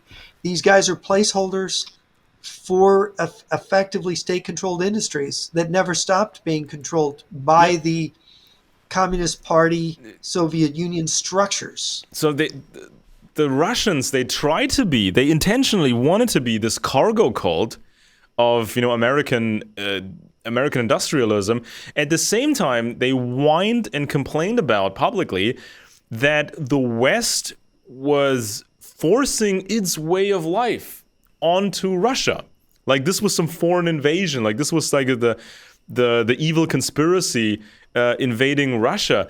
But they wanted to be this cargo cult. They wanted to pretend to be compatible to the West. And so in the early Putin years, they had some growth because of the oil and gas exports and the high prices. So they were building up the foreign currency reserves of roughly $500 billion. But then the oil price crashes from $147 to just $37. And they still maintained a confusing regulatory system. The Russians had 1.7 million bureaucrats by the year 2010. bureaucrats, not captains of Yeah. industry, not No. inventors, not engineers, making cool, crazy stuff. No. 1.7 million bureaucrats with Yeah. that tiny Well, population.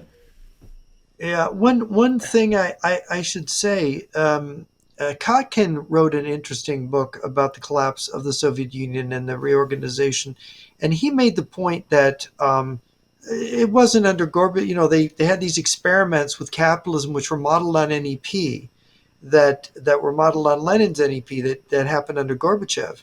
But basically, this selling off of Russian state industry and capital and so on, it didn't all happen in 1992 like it was advertised. There was some of it, but he said, I think his book came out in 2001, but he said in the year that his book came out, in the year 2000 or 2001, they still had a long way to go in getting rid of the old Soviet, industries. They still hadn't converted them to capitalism. It's like, what? And then of course when you have these large conglomerates with heavy Western investment, like their oil industry, like BP came in and developed all this oil, right, for them. They expropriated BP by simply, BP controlled 49%, they controlled 51%, and they controlled the controlling share. And when they really didn't like BP being in the country, they refused to issue visas to the British petroleum guys to come into Russia, right? So you can't come in. You own 49%, but you don't get Mm-hmm. to see the books to see what we're doing. So they basically were in the business of cheating their Western investors in these major industries. And who was running it? Friends of Putin, former KGB Siloviki, former KGB people, former people from the Communist Party structures. It's the same families. It's the same central committee personnel extended out with some replacement. It is the Soviet system in essence. And and So, so there was what was the real change in Russia? They did develop an entrepreneurial class yeah. developed in Russia, about 29% of the population, but they were small. They were guys that owned a hot dog stand, Mm-hmm. right? They were small people who were independent. That was even hard, difficult for Putin to tolerate. He wanted to smash them, Yeah, and they you found know. all kinds of ways of cheating so they didn't have to change. So for example, in the 1970s, Germany had a left-wing government under Chancellor Willy Brandt. Real name Herbert Frahm. This is a crazy backstory, and at some point I might actually get into this story some more. He was entangled with different intelligence agencies in his past and all that Brandt stuff. is a strange figure, is he So not? he's like Willy Brandt. No, his real name is Herbert Frahm, but very murky. So Brezhnev was visiting Bonn, the West German capital at the time, in 1973, and they signed a 10-year agreement. So the companies Salzgitter and Mannesmann shipped 600,000 pipes every year. So they also sold compressor stations, all the stuff you need, and German banks fronted the money, of course, and then Western Europe bought gas. So here are the pipes, here's the compressor stations, here's all the technology. You just have to weld this stuff together and ship us the gas for the next 10 years or so. Now, of course, this was a crazy thing to do for West Germany at the time, but it was sort of like an own goal in soccer, when you accidentally kick the ball into your own goal, because this sort of business for the Russians that made it possible for the Russians to continue business as usual, to not change. So the Soviets didn't really change. And then the Soviets became really, really arrogant. They planned this massive new pipeline. Same outfit, the Germans or whatever, they send us the pipes, they send us the technology, and they front the money. Massive new pipeline planned. The American government hated it, and there's a declassified, I think, 1981 intelligence assessment about it. And they were listing all these problems with this envisioned pipeline. They said Germany will become, or West Germany will become 30% gas dependent on the Soviets, which is terrible. And then the Soviets invaded Afghanistan, and that was the point when Ronald Reagan banned high-tech exports to the USSR, but still Western Europe continued to make offers to the communists, and the new Urengoy pipeline was built. And these pipelines, they have a lifespan of about 30 years. And so when this thing reached the end of its lifespan, this was then around 2005, the German Chancellor Gerhard Schröder, huge Putin fan, German Chancellor Gerhard Schröder supported the new Nord Stream pipeline bypassing Ukraine. And so, again, Russia didn't have to change. They didn't really have to make their own pipes, didn't have to make their own, stuff, and things went on as usual. And so, it's interesting to see when Russian propaganda in the forms of communist propaganda and also truth or conspiracy propaganda, when they attack Western banking. Now, of course, there's significant problems in Western banking, but just to attack the system or the structure in and of itself is fairly silly, because the Russians, to a degree, again, try to copy it or to cargo cult it. So the Russians have a central bank. They have very large fake merchant banks. They're all majority owned by the government or owned by the central bank. I mean, imagine if, the Federal Reserve was built like the Russian central bank. I mean, this would, cause the truthers to have a meltdown. They would literally catch fire from all their excitement about this perceived conspiracy. But this is how Russia played the game. They gave bailouts for the large banks, and they were always preferring these large banks. So there wasn't even a banking sector in Russia that was truly alive. So the same. No, there's no guys, accountability in the Russian system, and I should point out. And this is where these conspiracy theorists thinking that Putin has got real capitalism and there's real accountability in Russia, is that in reality, if you read Timofeyev and people like Karen DeWisha in Putin's kleptocracy, how this kleptocracy works, and it worked the same under Stalin, basically, with Stalin actually having real discipline because he killed people for cheating in the system, is that it's a small group of people that basically control everything, and they can take whatever they want, and anybody that's not a part of that is just being perpetually robbed all the time, which is the regular Russian guy in the street. They're all being cheated. They get to have everything, and they divvy it up amongst themselves. And the whole point of this system is it's to maintain themselves at the top politically. So it's about political power is what it's really about. So because political power continually gives them the access to the wealth and gives them the right to dispense with the wealth and to abuse other people, to take advantage of them. And so that's the whole system. That's the whole kleptocratic Russian. And China is the same. When I did my study on 200 years worth of conspiracy media, we talked about this in on this show. There was it was called Fake Experts Part 1 and 2, if people want to check this out on this channel. When I did my study on conspiracy literature, I noticed that the traditional truther stuff, they would always paint these American, call them oligarchs, call them robber barons, captains of industry, whatever you want. They would always paint these Anglo guys.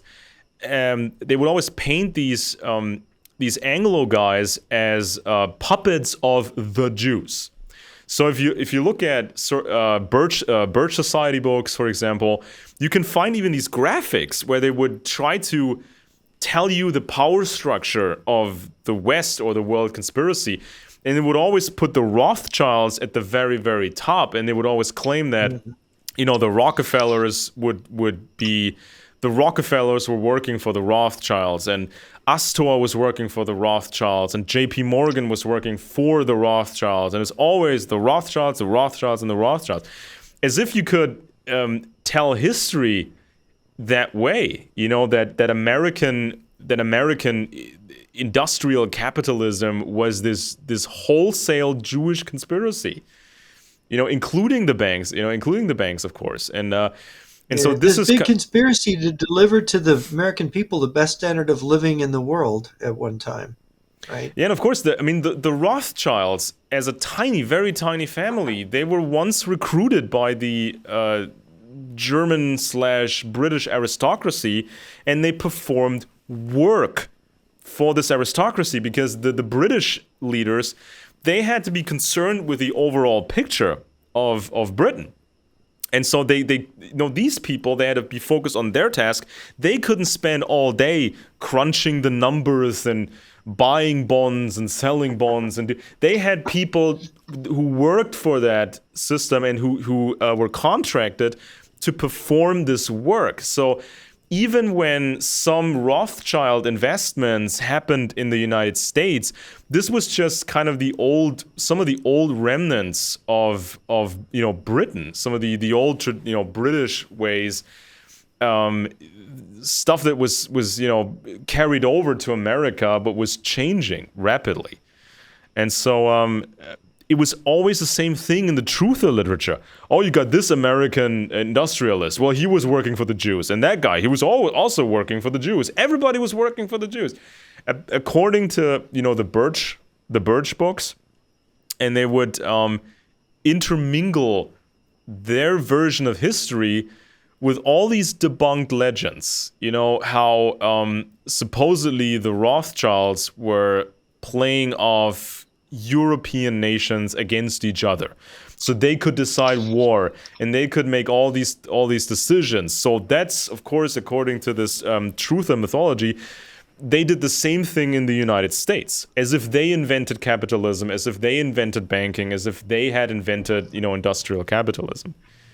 Yeah, and it's a very big simplification because if you look at how many elites there are, the industrial elite, the financial elite, all these industries, the oil industry, the steel industry, the communications industry, AT&T at Ma Bell here in the U.S., you have aeronautics, you have automobile industry. I mean, you have all these industries, all these companies. Is just a huge number of them. And the idea that all these people are in a conspiracy and that it's all sewn up when these people don't even, Henry Ford isn't going to agree with David Rockefeller or the old man himself. They're not. They're different people, and it's a complex web of relationships, both in Europe and the United States and Canada and Japan, that forms this. And of course, you overlay that with the culture war that I was talking about earlier, where you've got this creeping Marxism coming into the schools and coming into the thinking of people. What are businessmen? Are they philosophers? Are they political scientists? Do they understand Yeah. sociology? No, they don't. They end up getting advisors like Henry Kissinger to the Rockefellers, to Nelson Rockefeller, right? Or you get these people, and it's like, who are they? What advice are they Yeah. giving these wealthy people? You got the World Economic Forum, it's just a communist front. And there's Klaus Schwab, a former Kissinger protege, right? And he's laying out this, and he's saying, oh, Beijing is the model. We've got to follow communist China.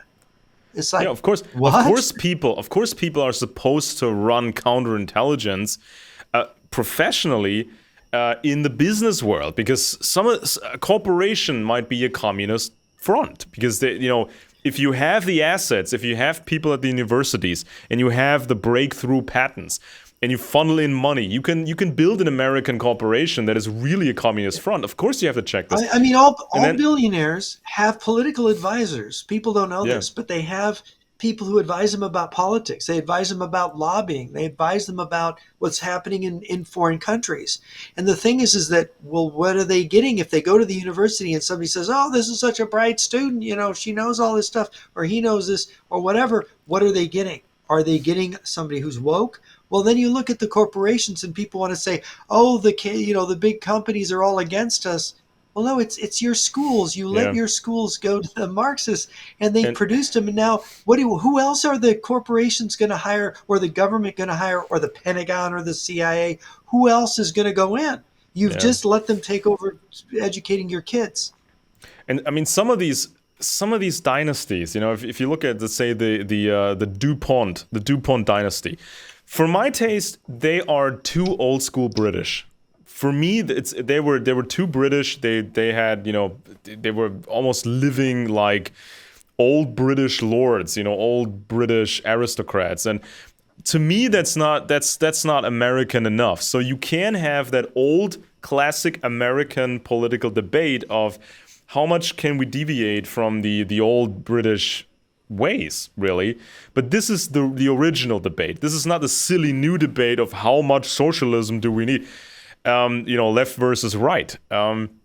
Because this is Well, when, there's a problem. Let me interject. There's a problem with the American experiment, and this goes into people like Richard Weaver, the American, he was a Southern agrarian philosopher, political analyst. He was really a rhetorician. Taught at Chicago University. Died in 1962, I think, at a young age. His books, his writings are brilliant. And he makes an argument for aristocracy in his books. So do other writers. Vilfredo Pareto in his Circulation of Elites. So does Max Weber. Max Weber said it isn't a question of whether you're going to have an elite. It's the character of the elite you're going to have. And Gaetano Moskva is another one. You have Robert Michel's political parties saying that democracy is just another way of organizing oligarchy. So you have this problem of oligarchy, the problem of elites. And here's the problem with the robber barons, who did pretty well. They built something for everyone.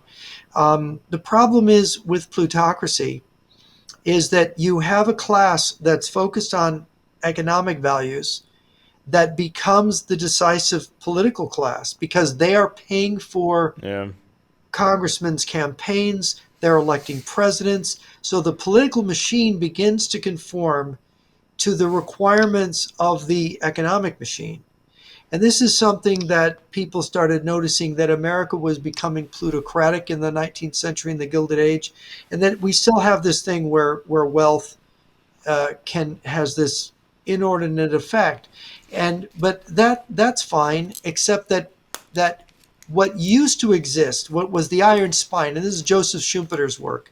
Joseph Schumpeter wrote this is throughout his books. Capitalism, Socialism, and Democracy talks about this.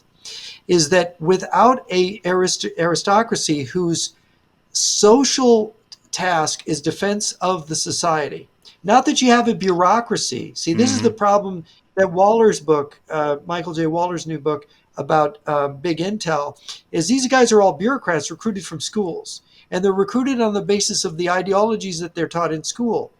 They don't belong to a class that from their cradle, you are raised to defend us.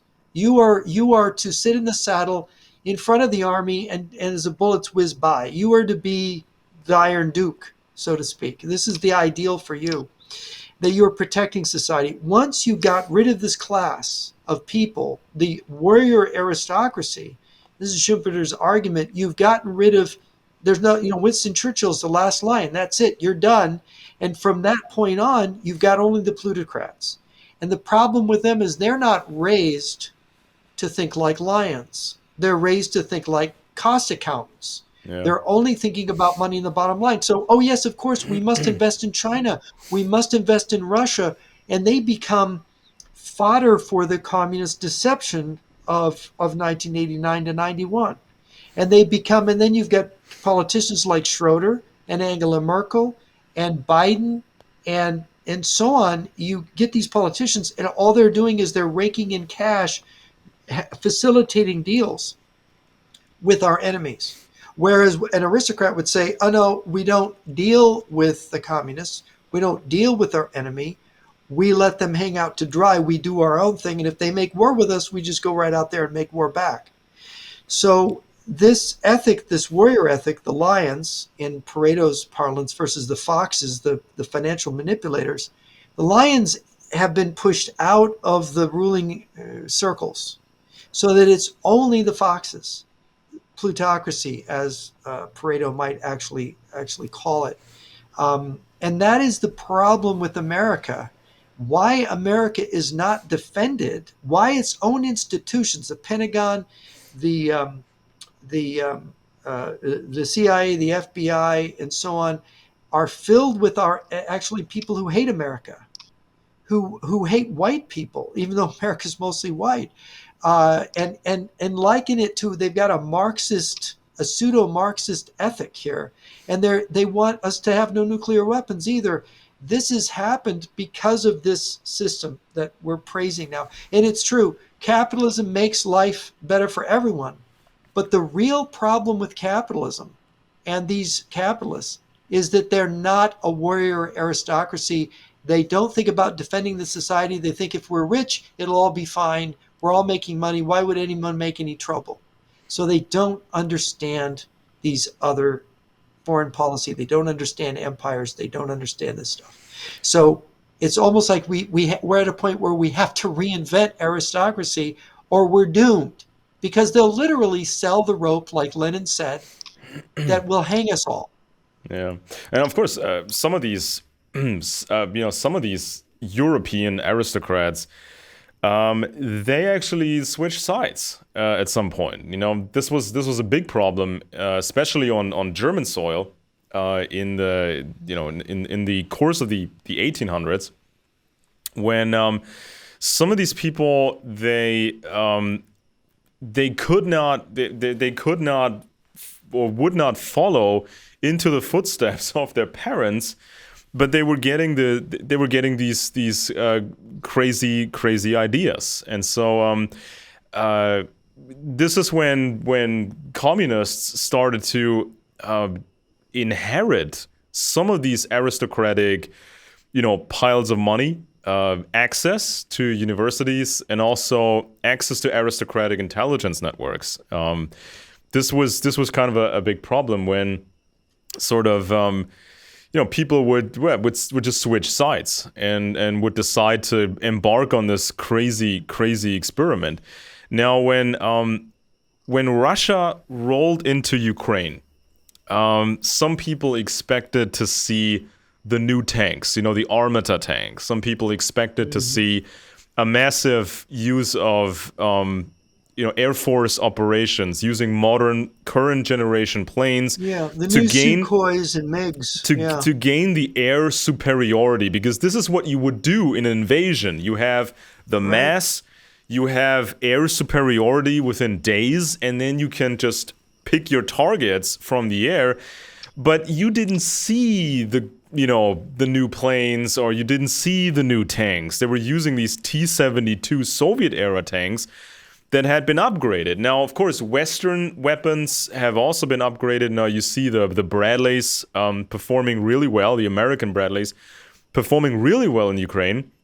But the Soviets, they were using this old stuff, and you could see the age of this crap. When you would fire a Javelin shoulder missile, fire the Javelin missile, it would go up and then come down at a steep angle, hit the turret of the Russian tank, and it would ignite the ammo that's stored in the tank's turret, and then it would just explode. Which is a bad design. Yeah, and then you would see the turret exploding, and the crew would be dead, and this is sort of what we saw. So where are the new products of Russia?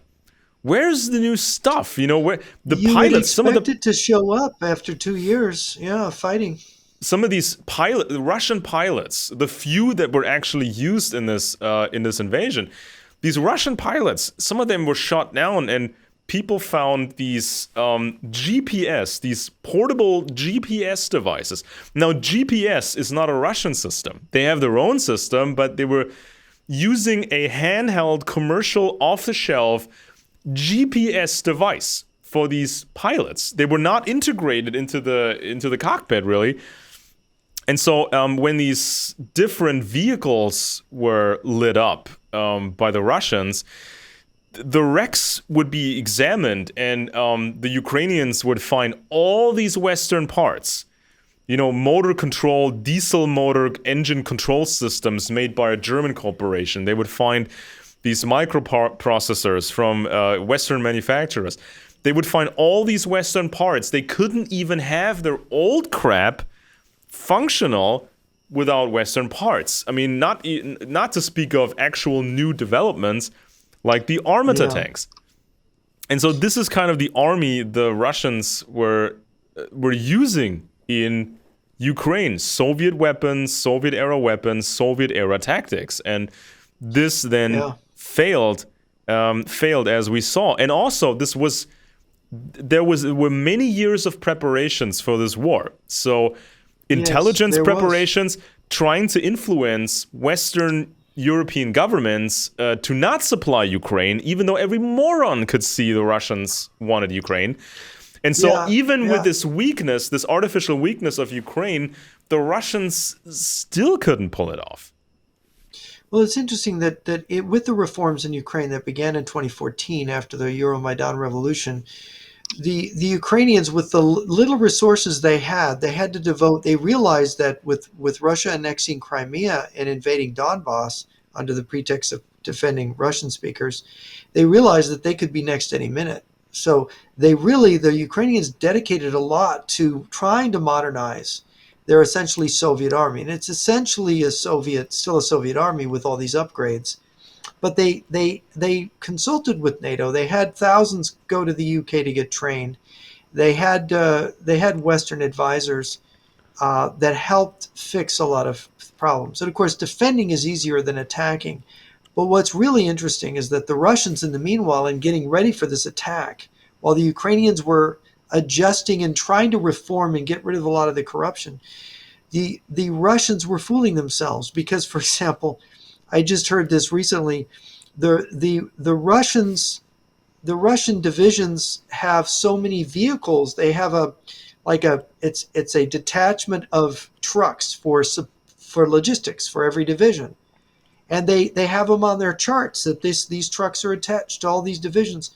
Well, they weren't. Nobody made the trucks. That was only on paper, and so nobody told the generals, these divisions don't have these trucks. So when they ordered all those units that came down from Belarus to come and envelop Kiev from the north, if they'd had those trucks, they would have closed the door on Kiev. They would have had the capital, but they didn't have the trucks. They couldn't maintain the army. They couldn't keep the army in supply behind Kiev that far west. It was too far from their railhead. So what did they have to do? They had to retreat. Everybody had to go back into Belarus and then Yeah. back into Russia. So it was like that was just one of the bungles. Because why? Because nobody's accountable, everybody lies, and nobody knows what's really the truth about their system. And the truth came out when they attacked, and they failed. And this is going to be true about China's army too. Yeah. And we saw the Kinjal missiles getting shot down by the Patriot system. Why? How is that? And of course, the Ukrainians found, I think Arestovich, if we can trust him, he was the former spokesman, a voluntary spokesman for the president of Ukraine, made the statement that I think he said 27 parts in this Kinjal missile were made in America. The parts had been made here in the U.S. Yeah. I'm So, oh my gosh. I'm I'm supplying tactical clothing to the private security forces of a defense contractor, and so there are defense contractors here in Germany that they have these underground facilities and they perform almost miracles. They invent stuff almost every day, and so they have a new system and they say we can make X amount of these systems, and so we want to sell them to Ukraine, but the government doesn't let them. It's not being ordered, or the export license is not provided, or it takes 10 different bureaucratic institutions to greenlight the order. And so at some point, the political government even said, well, these certain new systems, they aren't really ready for production. And then the company says, yes, they are. We want to make them. We can make them in larger numbers. We want to sell them. Please let us sell this stuff to the Ukrainians. And so even if the Russians steal the technological knowledge, they couldn't actually make these systems because they're made from bits, and these bits are made with machines, and they're made from bits, and they all have to work right. And they don't have the precision. They can steal the plans, but they can't actually make those devices, right? So this is kind of the level of craziness, and it's such an uneven playing field. I mean, if things hadn't been so crazy with the political system here, the Ukrainians could have literally wiped the floor with the Russians. Just force them out of the country. The end. Okay. But with all this preparation, all this preparation on the intelligence level, stuff was not being produced. Stuff was not sold to the Ukrainians, and so now this NATO guy recently, he officially announced that we're looking at a war between NATO and Russia within the next 20 years. Now, he wasn't more specific than that, but it's now seeping into the conscious minds of people that this is really going to happen. It's not clear what degree this is going to reach, but sooner or later there's going to be a confrontation. And it's about production and logistics and actual physical things. It's not just about ideas, it's not just about people's opinions, and it's about real manifest objects that can be used. Let's talk about this German report that talked about Russia moving on the Baltic states and grabbing the Savaki Gap. What have you read the report? Well, this was published in the Bild-Zeitung. Now, this belongs to the Springer publishing company, and they're very pro-America. They're conservative-leaning, pro-Republican. It's some part of an Anglo-European, Anglo-German type network. So the Springer leadership, they have contacts and they get to know things, and it seems to me that they were deliberately leaking, nothing too precise, but they were deliberately leaking something to force this into the public discussion, because what they were giving away was that the German forces, the Bundeswehr, now has to train to deploy a larger number of soldiers and equipment to deploy it to secure the eastern flank of NATO. So no more of this tripwire nonsense. Now it's about defending every square inch of NATO. And so this is the largest, probably the largest undertaking for Germans since 1945, because for the longest time it was just defending the homeland. It's just like keeping the Russians or keeping the Soviets out and ease us. I had a long conversation with someone who had knowledge of what was going on in Belarus and was saying that the Russians they're taking their gloves off, rolled up their sleeves, and they're trying to get the Belarusian army ready for war, to enter the war. And of course, this is an army about 330,000 troops, somewhere in that neighborhood, that have been in really bad shape. They've got old equipment. They're not well trained or drilled, but they're trying to bring them up to speed, and they're cashiering certain generals or people to make sure that if Moscow gives the order to the Belarusian generals, they will then march, even though the Belarusian army really doesn't want to go to war with Ukraine. They're being what you'd say refashioned so that they will be a usable instrument. Yeah. And of course, that would add to the Russian army. That would double the size of their troops, and they've now got a call-up of 200,000, and they've been regularly without the call-ups. They've got I've got the number here, 30,000 a month, and 14,000 a month of those are people who are basically kidnapped or smuggled from Africa and the Middle East, and kind of hijacked what we call shanghaied to get into Russian uniforms and fight. They're like they have these smuggling networks, the Russians from Africa. So they will bring Somalis, for example, into Europe and then smuggle them into Russia through some way, or through Turkey, or whatever, through Turkey and Georgia, or through Finland. There was a group of Somali soldiers in Russian uniform. 8 were killed and 4 were captured. They'd been taken into Russia, across the Finnish border before Finland closed the border. And I was Mm-hmm. told that's one of the reasons the Finns closed the border, is that they were bringing Africans as cannon fodder across the Finnish border into Russia. I mean, Hoorah. can you imagine that? Yeah, Radio Free Europe reported this. Former Kyrgyzstan Prime Minister Kulov called on his government to help with what he said were 500,000 Kyrgyzstan-born compatriots already in possession of a Russian passport and therefore vulnerable to potential mobilization. 500,000. That was Yeah. Radio Free Europe uh, about this. Yeah, So, that's the thing that's disturbing, is that Russia has access to manpower, not only in Russia, but which is 3 times the population of Ukraine, more than, now that many Ukrainians have fled Ukraine, is Central Asia, which has large populations as well, and then Africa and the Middle East, to bring people all that way to fight. So Russia does not have any shortage of cannon fodder.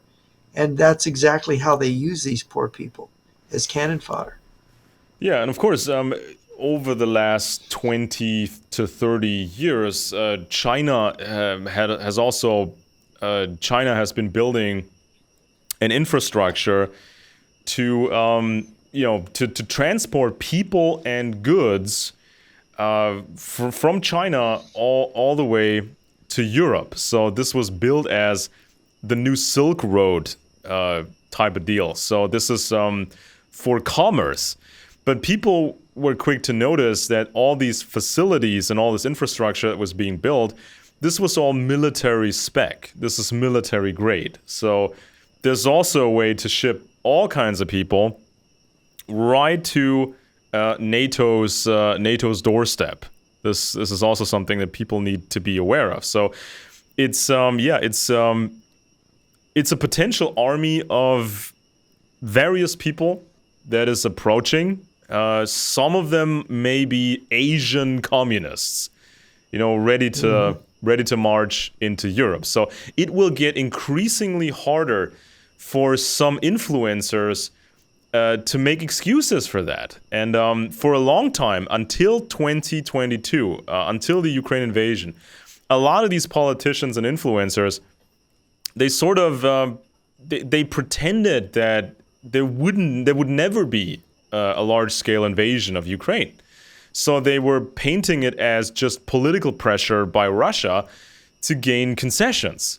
So this is what the pitch was for a long time. So as if Putin was smart and he was just, pretending to have some sort of political gain. But it gets increasingly harder to sell this nonsense to a Western audience. Now, some influencers are married to the Russian point of view and the BRICS point of view. And will be interesting to see how many people recant and how many people won't. And what the reaction in the West is going to be. Now, I've been telling people this for the last 20 years. I've been publishing stuff for 20 years now. I'm almost 40. And I've said this many years ago. Just don't get involved in these weird networks, Eastern networks, Eurasian networks, because this stuff is going to come back to haunt you.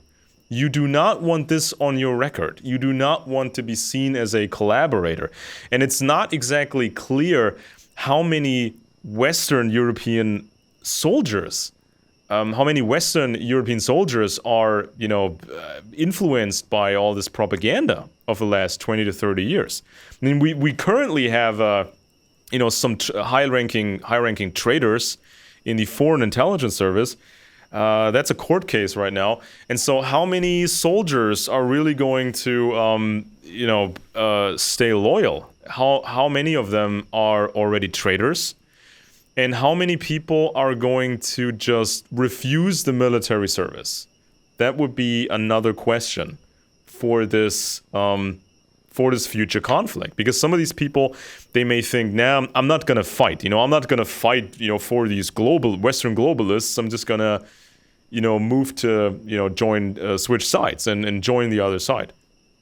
So that's another thing. I mean, the Russians, of course, they've displayed their own system of preventing defectors and traitors. So that's been a battle that's been raging since 2022. Now, of course, there are some phone numbers. There's some ways for Russian soldiers to make contact to the West to actually defect. But it's just like the weakness in production of the Eastern Bloc. The weakness in production is sort of counterbalanced by the strength of their intelligence services. Yes, this is the thing. It's that we should, if they were competent at economics, we would already be dead. But they're not, and they have these major deficits in the Chinese and Russian military systems. And the West has this ingenuity and is very complex. And the West is able to do production and get things right. But the real problem, as you say, is in this intelligence sphere. The fact that we have so many traitors, so many people that are under their influence of their agents and their active measures, their propaganda, their ability to get people to believe in the wrong things. Like Michael Waller's book, Big Intel. They have literally gotten into the management of the CIA, the FBI, the Pentagon, and they are. And I'm sure you've got problems in the DGSE and in the Bund in Germany. You have all these intelligence service MI5 and MI6 have got to have the problem too.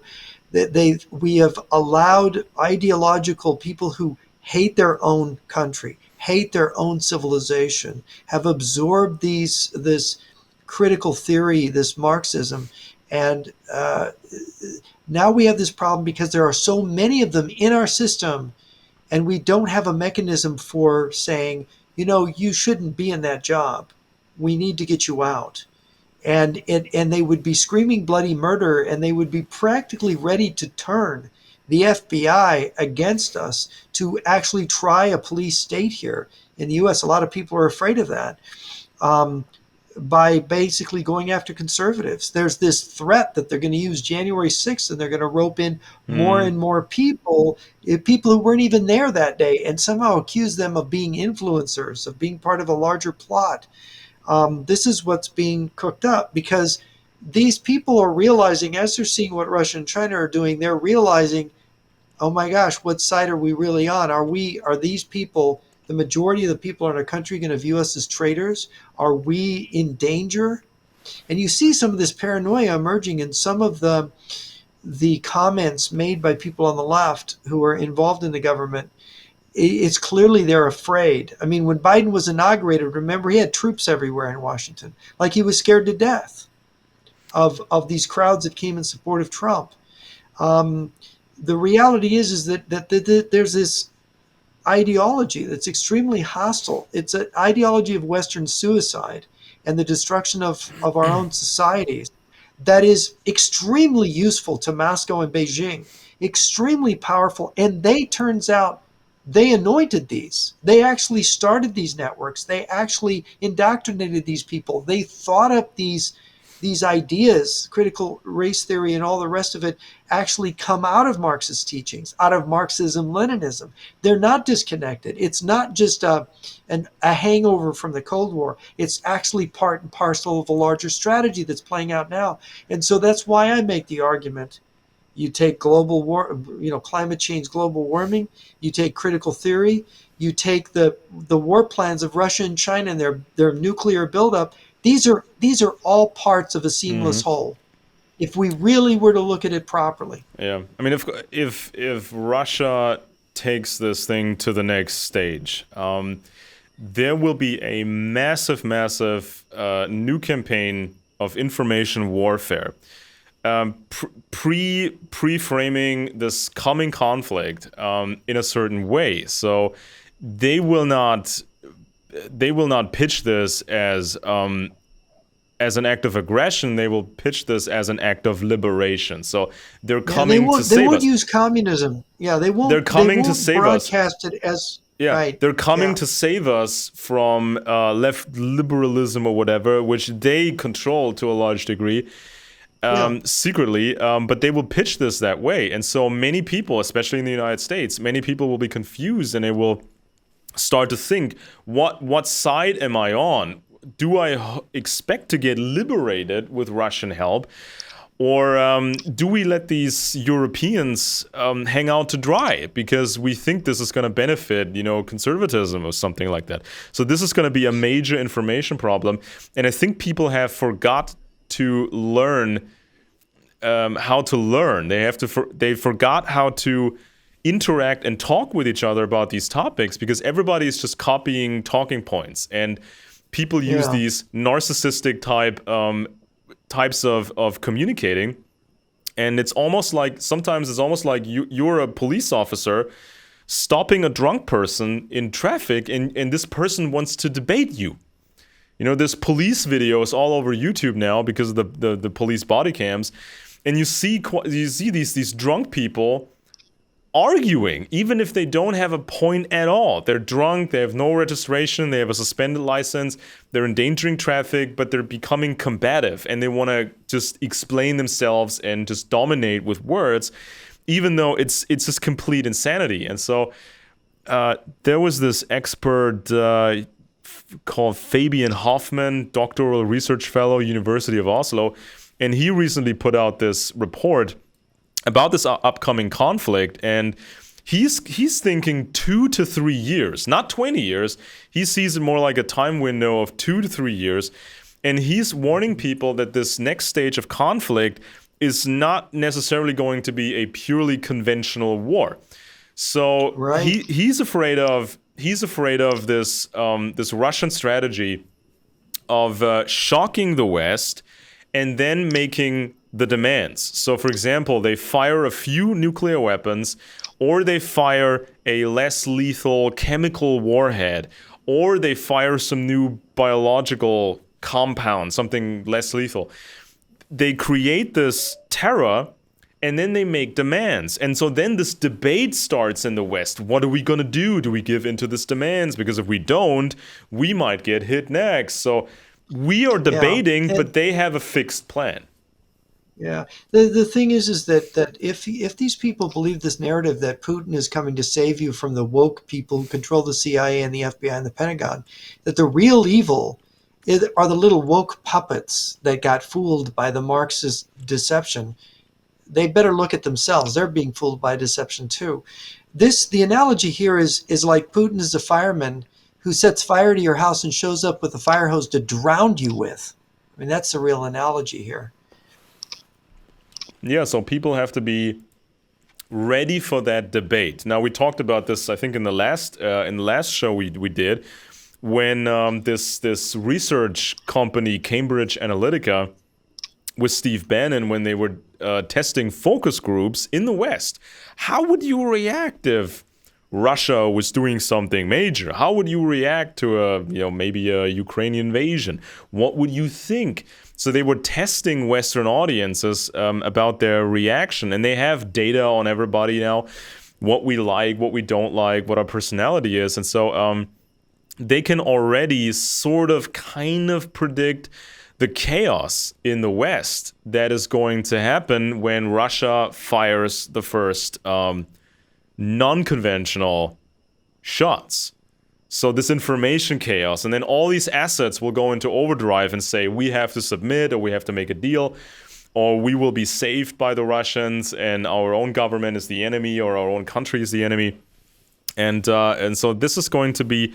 So we have to figure this out now, before it happens. We have to figure out what the discussion will be.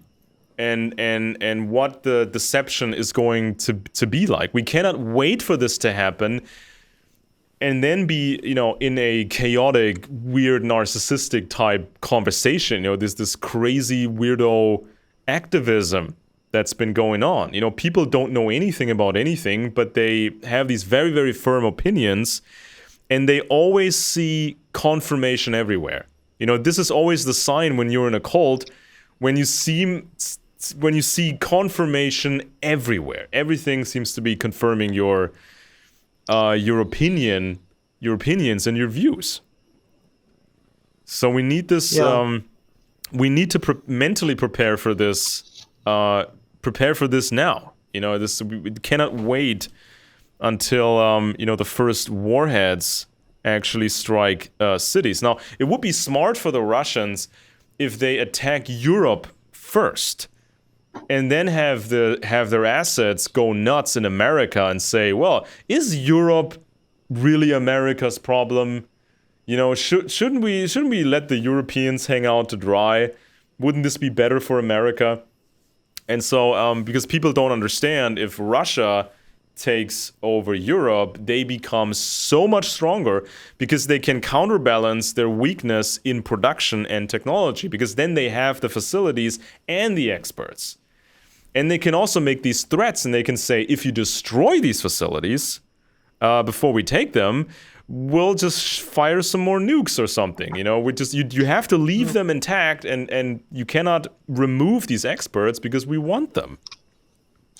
Yeah, the strategy here for Russia and China is the Russia and China want Japan in Europe and Taiwan and South Korea, or maybe not South Korea. They want a lot of this industrial base, a lot of this economic base to be captured intact, to be usable, because they know their own systems detached from that will collapse. And so since the nexus of the defense of the West is here in North America, in the United States, if they could neutralize the United States and not damage Japan and Western Europe and so on, or Europe, they could then have their cake and eat it. They could, and what happens to America, as long as America collapsed and had no ability to defend Japan or Europe, Japan and Europe would have to succumb to Russia and China. They would have to give in, especially if it comes down to, they're willing to use nukes. London is next. Berlin is next. Paris is next. We better give up, because we don't have enough of the right kind of weapons, and we're not sure our weapons work, and the Russians are serious, blah, blah, blah. This is the kind of blackmail capture scenario that you're looking for, because you don't want to do another Ukraine. You don't want to invade a country and turn all of its cities to rubble, because then what have you gotten for your invasion? Yeah. Right? Now, in America, the Russians, they can mobilize certain groups. They can mobilize radical Latinos. They can mobilize various groups. The most radical truthers. They can say, this is the big thing. Now you have to do some rioting, terrorism, take over places of government. You have to separate Texas from the Union. You have to do all this crazy stuff, because then America is involved with itself. It's busy with itself, and it cannot really focus on the globe, really. Well, if you could just get the woke people in the FBI and CIA to have this overreach where they crack down on conservatives. For example, they try to stop Trump from even running for president. They start arresting Trump's followers, and they just basically try to get rid of the whole MAGA movement by cutting off the head of they would say the head of the snake, right? Get rid of the MAGA movement. And they justify it saying, well, this MAGA movement is really just a Russian active measure. And they justify it. Let's say Russia has gone into the Savaki Gap, and there's a standoff there, and maybe they've grabbed a couple of the Baltic state countries. Then we're technically at war with Russia, because we're obligated to be at war with Russia if they cross into NATO. And so then all of a sudden the gloves come off, and this establishment starts arresting American conservatives. You'll have a civil war in the United States, because the people here are already fed up with their rights. This would be against the Constitution. You would be arresting people. They've already broken the Constitution, violated the rights of thousands of people on the 1/6 by holding them without charging them for years now, right? Yeah. So that they're not, it's like, you don't, this is against the law in the United States. So the government is because there's Marxists in the Justice Department, and they say these people are racists, right? Because MAGA, of course, for them is racist, sexist, blah blah blah. So you could end up with disrupting the United States completely if you could get one side to overreach, and that side could be MAGA. Let's say you have a group of crazies who actually do something violent on the right that then justifies. You see, once you get the dynamic where the right and the left start acting against each other in the US, then the process can spiral out of control. And that's just what Beijing and Moscow could want, because then the rest of the world falls into their lap. They Yeah. basically say, oh, Japan, you better make a deal. So the Russians Germany, have you this. better make a deal. The Russians have this system of terrifying their own soldiers. So the soldier has to be more terrified of his own leadership than he is terrified of the enemy. So they have all these weird punishments for their Russian soldiers in Ukraine, and there's so many more uh, things that can be used. Just threatening their relatives, threatening all kinds of problems for their family at home. So there's so many things they can use now. They try to recruit people by offering them citizenship.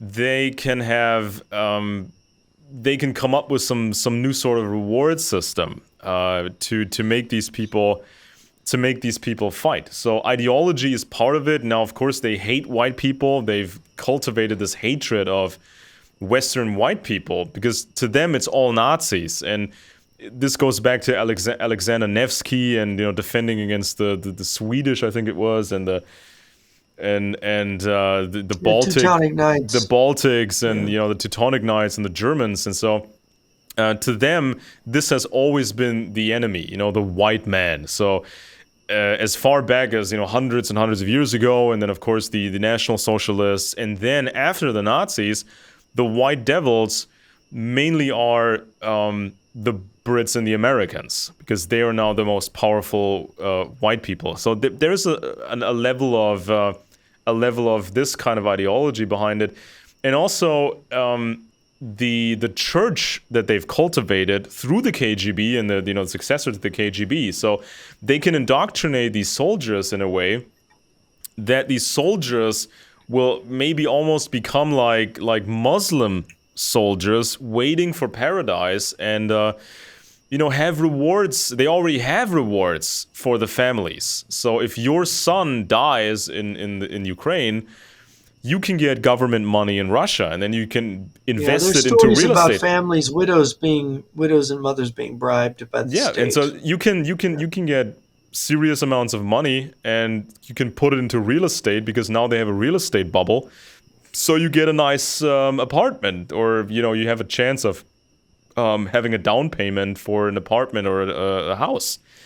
And so they can come up with all sorts of motivations for their soldiers, no matter what they look like, because it seems like a very diverse group of slaves, really, that they are recruiting for this conflict. And so they can always target specific demographics in their own troops. When they have people, you can say, well, the problems in your home country, the problems are because of the West. Like, for example, when they went into Chechnya, they supported the Chechen militant, crazy Muslims there, and they all hate the West because of the fake elders of Zion. Because the fake elders of Zion caused all the problems for the Muslims in the last 150 years or so. So that's kind of the bag of tricks that they really have. And of course, it's the promise of owning Europe. So you can You can kill Hans and move into his house. You can own Hans's Oh yeah, Mercedes. You can take Hans's yeah, house and his Mercedes and maybe his wife and his kids. So doesn't that sound like a better opportunity than being a working stiff somewhere in Russia? I mean, yeah, this is kind of the bag of tricks that they have at this point. yeah. Well, it definitely is. Well, I think we covered everything, and thank you, Alex, for doing all this. I want to thank everybody for joining us. I'm Jeff Nyquist. This has been Alex Benish in Germany. I'm in the United States. This has been Friends and Enemies. And I want to thank you for joining us for our discussion today. And I hope you'll join us next week.